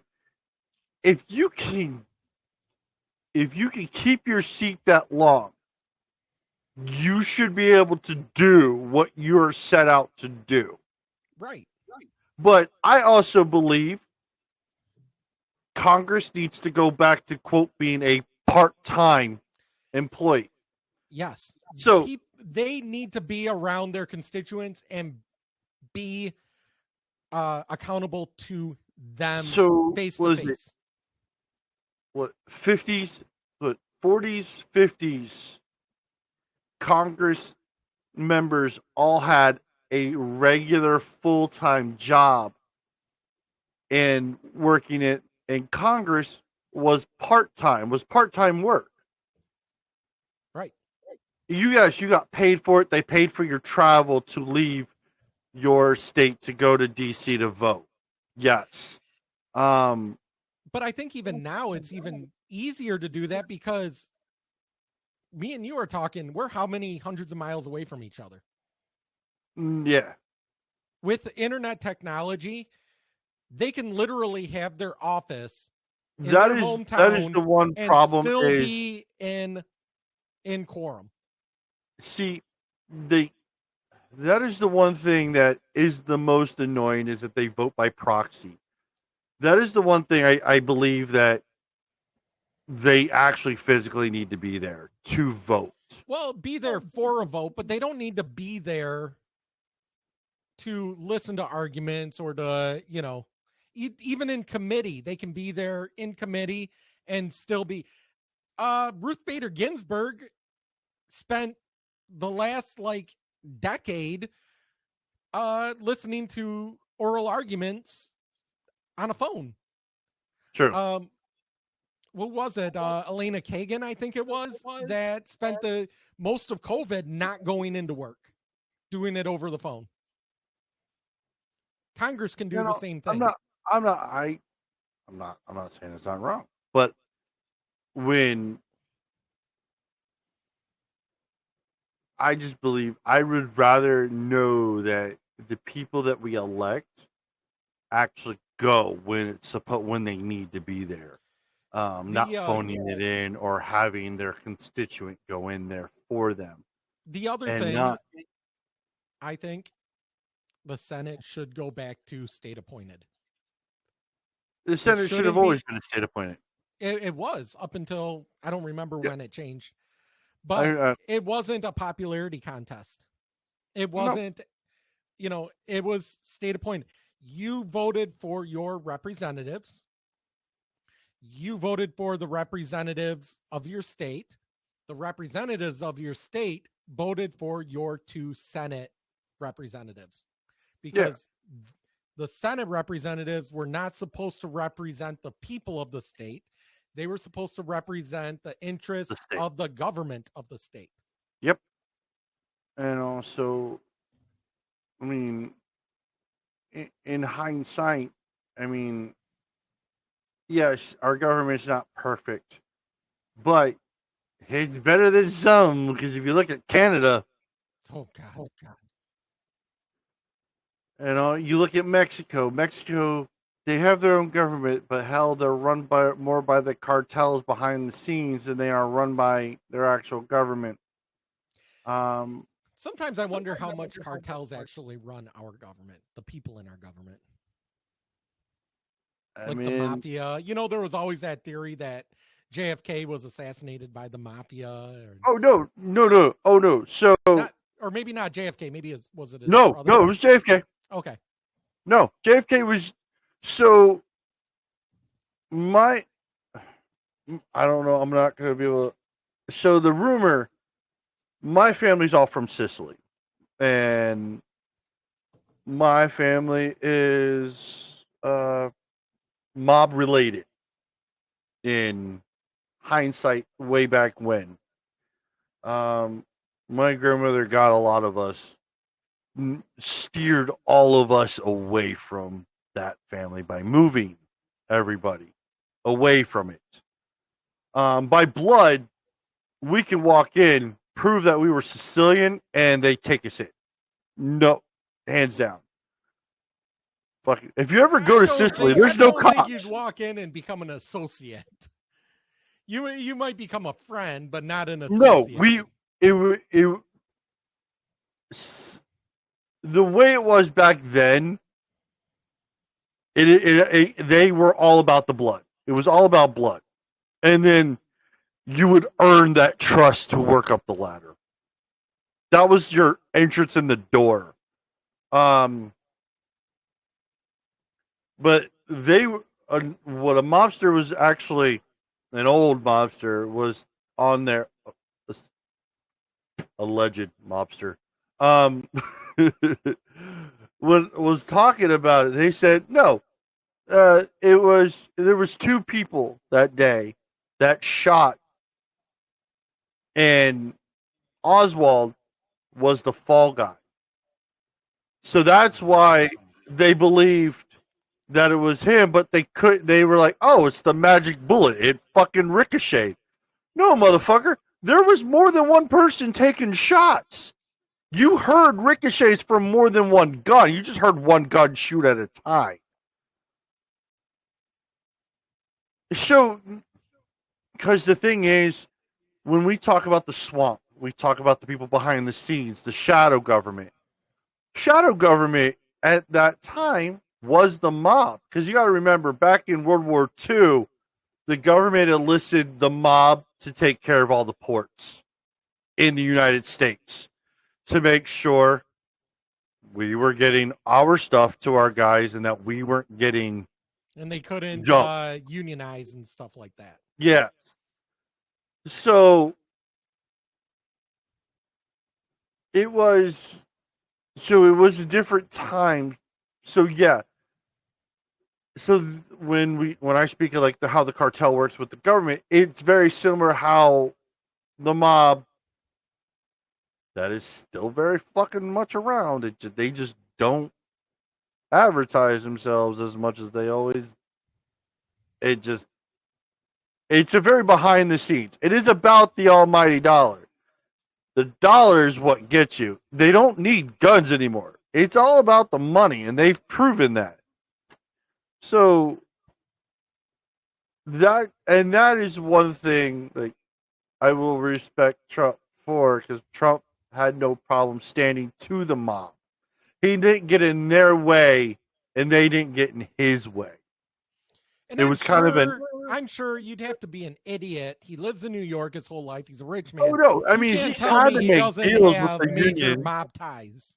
Oh yeah, he's made deals with those unions, but it was always from some of the documentaries I read from way back when he was just getting started. He worked with them, but he didn't work with them much. He only did it if he had no absolute choice. So, I mean, that has always been the theory. The swamp is still attached to the mob. Hence why they're not even unredacting any of the JFK files. It's been 60 years. Because the fact of it is that JFK, they know who killed JFK. They know why. They have all this evidence and information. It's just going to unravel the party. Because technically, yes, JFK ran as a Democrat. But JFK, the one difference between JFK and all the other Democrats, he was the original, first Roman Catholic. And nobody, especially the mob, did not want the Roman Catholic Church involved in the government. Yeah. And I said my piece. God damn it. I think with that, let's watch some videos. Yes. So some funny videos. So I'm going to start us off with this one. Let me see here. Let's watch this. The United States Navy. Only one branch. Oh, God, I love this guy. So far that it is explicitly stated in their theme song. And no, we're not talking about the one from the Village People. Something that I didn't know is that the United States Navy has the ability to end life as we know it like a dozen times over. No bullshit. They have 2 submarines out there that are like a floating apocalypse. A little over 3.2 million tons of ship floating around on the ocean with Old Glory flying up top. The Navy is one of those weird self-sustaining organizations.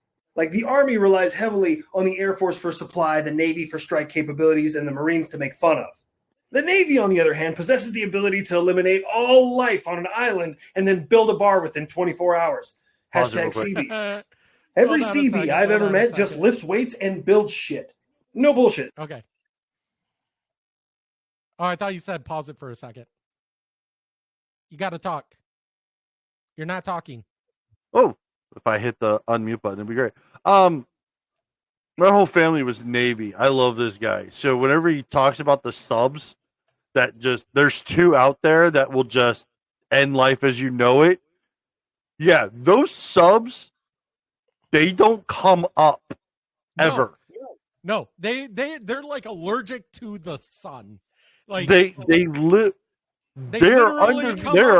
so far down to get someone on, and then they're back under.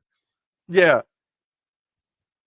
And they're about to talk about the ship that fucking just beat the shit out of Korea in a moment. Go ahead, play. These guys built ACS-4, a COP in Kandahar region, in about 3 days. Almost every U.S. naval ship happens to have a small contingent of U.S. Marines on board that they can whip at you like Dale Gribble with the pocket sand. Every time you think you have the U.S. Navy cornered, they just pull a fast one and just like, I didn't know it could do that, but that was pretty cool. Let's put this in perspective. The U.S. Navy, on the regular, like some weird David v. Goliath type stuff, slingshots multi-billion-dollar aircraft off the front of a boat, and they're supposed to fly from there. Most of the time they do. Historians are out here trying to figure out if the first operational use of the term yeet was from when the Navy launched aircraft or decided to do that Texas thing on D-Day. It flooded like a ballast tank on one side so it could throw the rounds further at the Germans. Yep.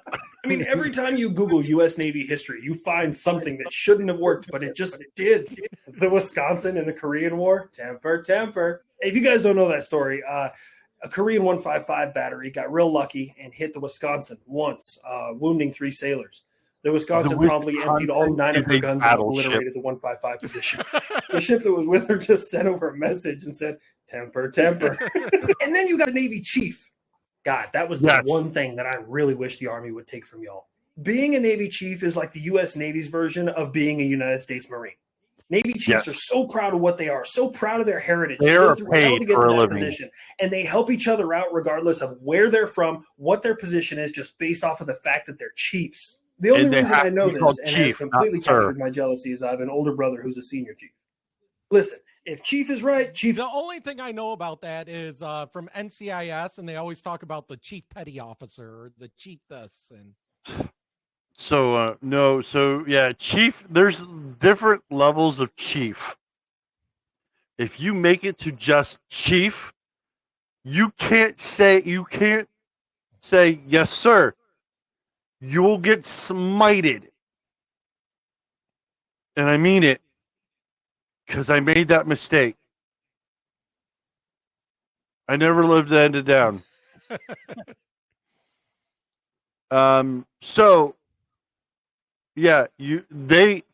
Their thing is that we work for a living. I want to be called by my title, not by sir. So yeah, he's very fucking right. Is right, and ain't nobody gonna question that. Not the captain, the XO, anybody. No, skipper, nothing. We give each other help, but I like you, Navy peeps. You're good in my book. Ariel Reese, Black Coffee, link in bio. I like that guy. Oh, that guy's hilarious. Okay, let's see here. Going to another random one. Welcome back to Gen X ASMR. You remember those things? Yes. I actually have one for my kids. I have one of those too. A light bright. Yes. Uh-oh. Operation.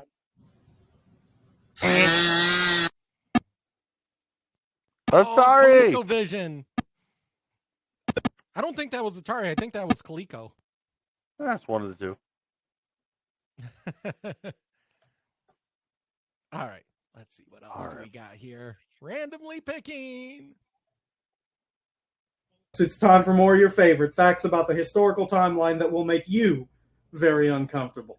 In 1847, the final samurai battle took place, and the first Wimbledon tennis tournament was held. The hamburger sandwich predates the hamburger bun by about 20 or 30 years. Hamburger bun is invented in 1916. There's some debate about the first hamburger sandwich. Did you know that Walmart actually judges like the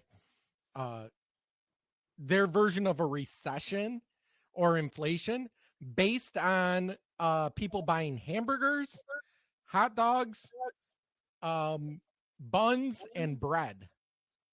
And if they see like hamburgers, stay the same or go up, but white bread go up, they know that people are in a recession because they're saving money buying buns or buying bread and using it instead of buns.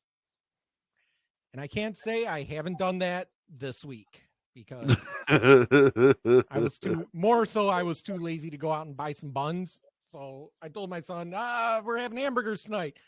Bread. And you're having it on Wonder Bread. Oh, yeah. All right. Let's see what history is. Between the invention of the tin can in 1810 and the rotating can opener in 1870. When the Titanic sank in 1912, its most valuable cargo was 40 cases of ostrich plumes. Thanks to the feather craze in fashion at that time, these were headed to New York to be used in women's hats. They were valued at about $2.5 million in today's money. Ostrich. And they're all at the bottom of the ocean. Yep. All them ostrich. And the theory is that it's not the actual Titanic down there, it's the Olympic. I thought the Olympic launched after the Titanic. Nope, the Olympic was before it. It had more windows than the Titanic. So if you take the original picture of the Titanic and then side by side it to what is under the water, it has the same amount of windows as the Olympic. The Olympic was body damaged. They were using it as a fucking insurance claim. But nobody said anything.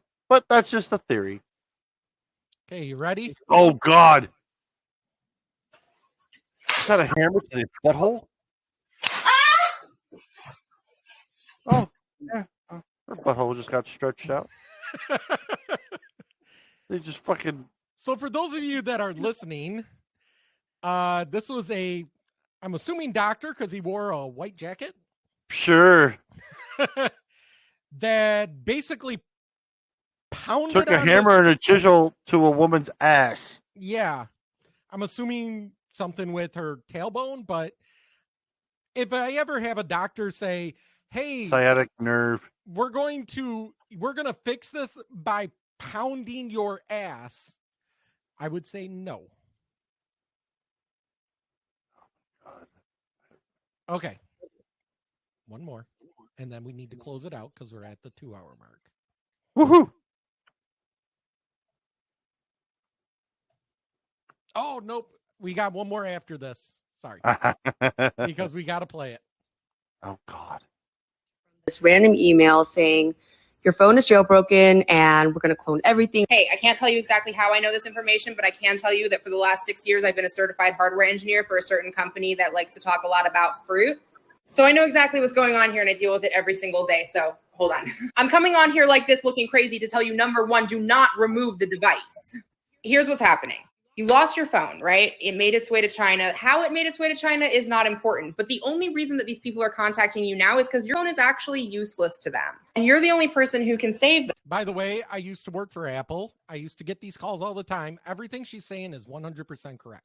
And I suggest that you don't. Now, every time an iPhone is signed in the settings to an Apple ID, it gets locked to that Apple ID account. And then let's say someone plugs that phone into a computer, tries to erase it, get everything off of it, try to set it up again. It will forever go to that page that says activation lock, and it will ask you for your Apple ID, email, and password, or there's a little thing at the bottom that says bypass with old device passcode.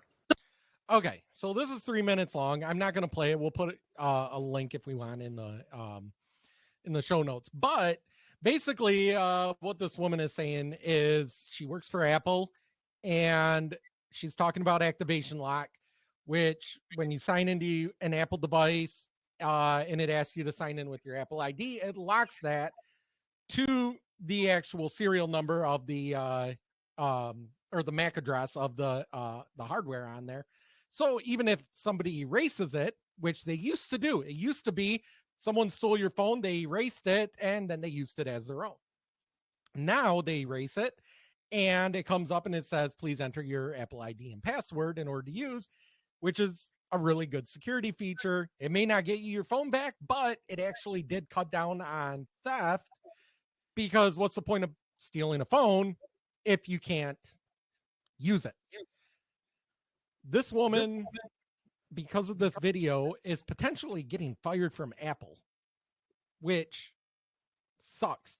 And I would say, if anybody from Apple is listening to this, one, give her a raise. Put this video on the Get Support site for Apple, getsupport.apple.com. That's where all of their articles and videos and stuff are for this. Everything she says is public-facing knowledge. Nothing is proprietary to Apple. I know that because I used to be privy to the proprietary information. I won't let it go. She's not letting anything go. Everything. And put this up there. This has to save them hundreds of calls, if not thousands, because I used to get a call about this multiple times a day, every single day.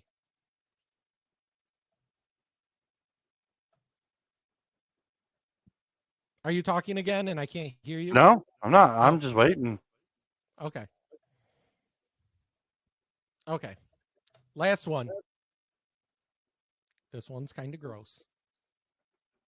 Have you ever heard of vabbing?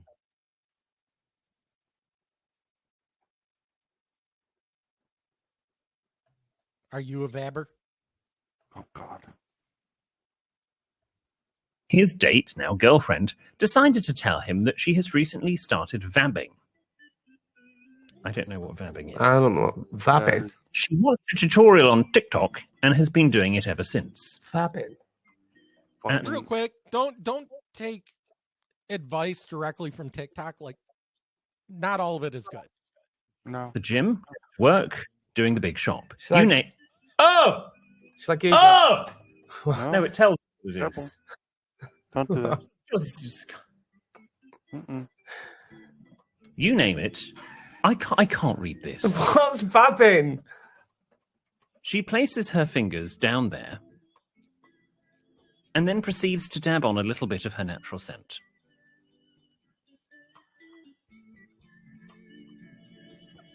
No, don't do this. Please don't. Yes, she has been retrieving her beef juices with her fingers and placing them behind her ears and on her wrists. Oda minge. Okay. So that's gross. And possibly infectious. Like, doesn't seem sanitary. No, not at all. But it does kind of remind me of the purple sugar slush. Oh man, no. Fucking Mallrats was better. We'll play both, and you tell us which is better. Okay? Do you have Mallrats pulled up? No, I don't. Pull it up while I play this. This is from what is it? King of the Cage or King or something like that. It's David Arquette. Right.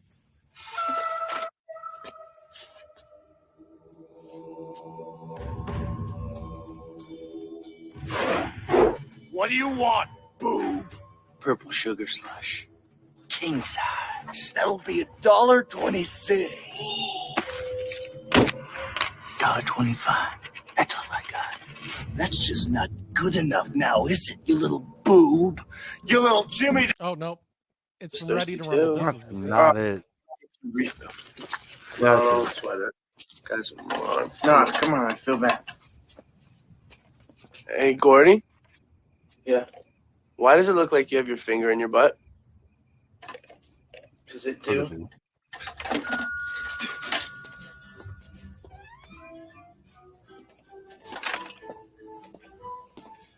All right, Jerko, what do you want? I need a new sugar slush. Why? Because there's something wrong with this one. Smell it. Ooh. Ooh.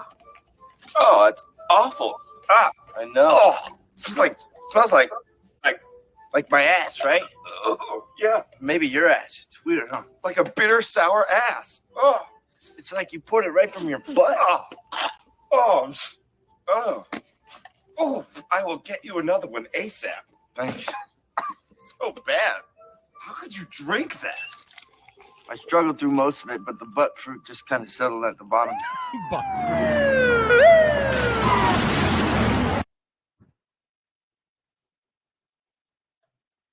All right. So that's from Ready to Rumble. That's the name of it. And you said the one from Mallrats is better. I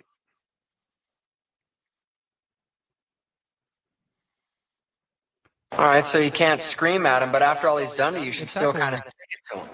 How do you propose I do that? You stink pump. Stink pump.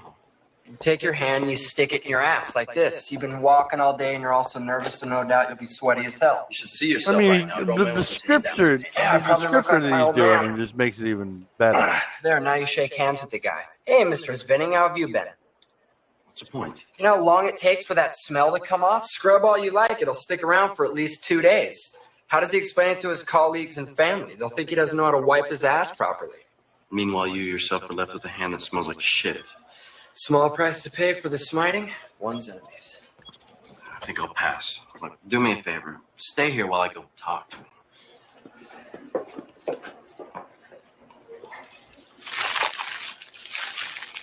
I like Mind how you, he, in that bag is he chocolate looks at covered his hand pretzels. first, and then he's like, "Oh no, I'm not touching this." Hey, fellas. Well, if it isn't my neighbor. Mr. Svenning, how have you... Damn, would you Shakes his feel head. that iron grip handshake? Like Burt Reynolds and shit. Oh. So, what's going on here? Oh, well, TSX is the only one that realizes what's going on. Of which he does have many. Hey, look at that ring. What is that? That is my junior college class ring, cum laude 69. I also hope to come loud one day, preferably in a 69. Say, would you like a chocolate-covered pretzel? They're a little melty, but damn are they exquisite. And if I remember correctly, you're a big pretzel fan. Dark chocolate. Yeah? No. Oh, come on. No, They're please. awesome. No. Here you go.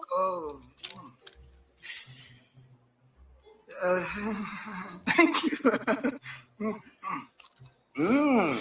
Mind you, this is how you would get pink eye in some way, shape, or form. Oh yeah. Good. Very nice. And, being a man who believes in one good turn deserves another. I have something to offer to both of you. Really? What's that? Snoochie Moochie. So yeah, Although, you know what? Just dawned on me before we go. You cannot find Dogma anywhere. I own Dogma. I used to own Dogma. Then I sold it years ago thinking, oh, it was like streaming at the time. I can just watch it. Now it doesn't stream anywhere. And you can't find, the only place you can find it like to buy is if you bought it from somebody that owns it. They don't sell it anywhere. No. Not on Amazon, not in stores, maybe eBay because you're buying from an individual, but yeah.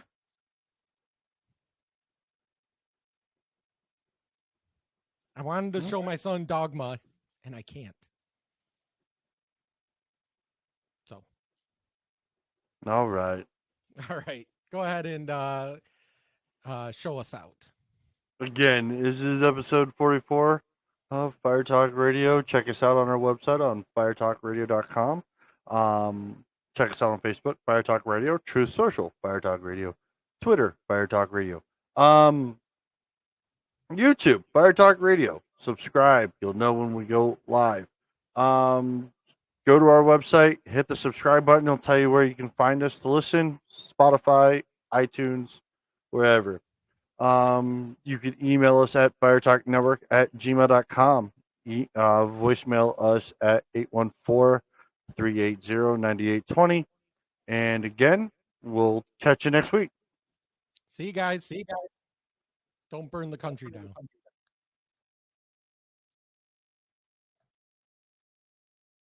Our outro's not playing. Hold on. If I do that, and then switch it back. No.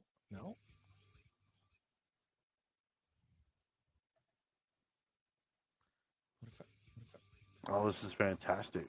Yeah, not playing. I don't know for those that are. Hold on.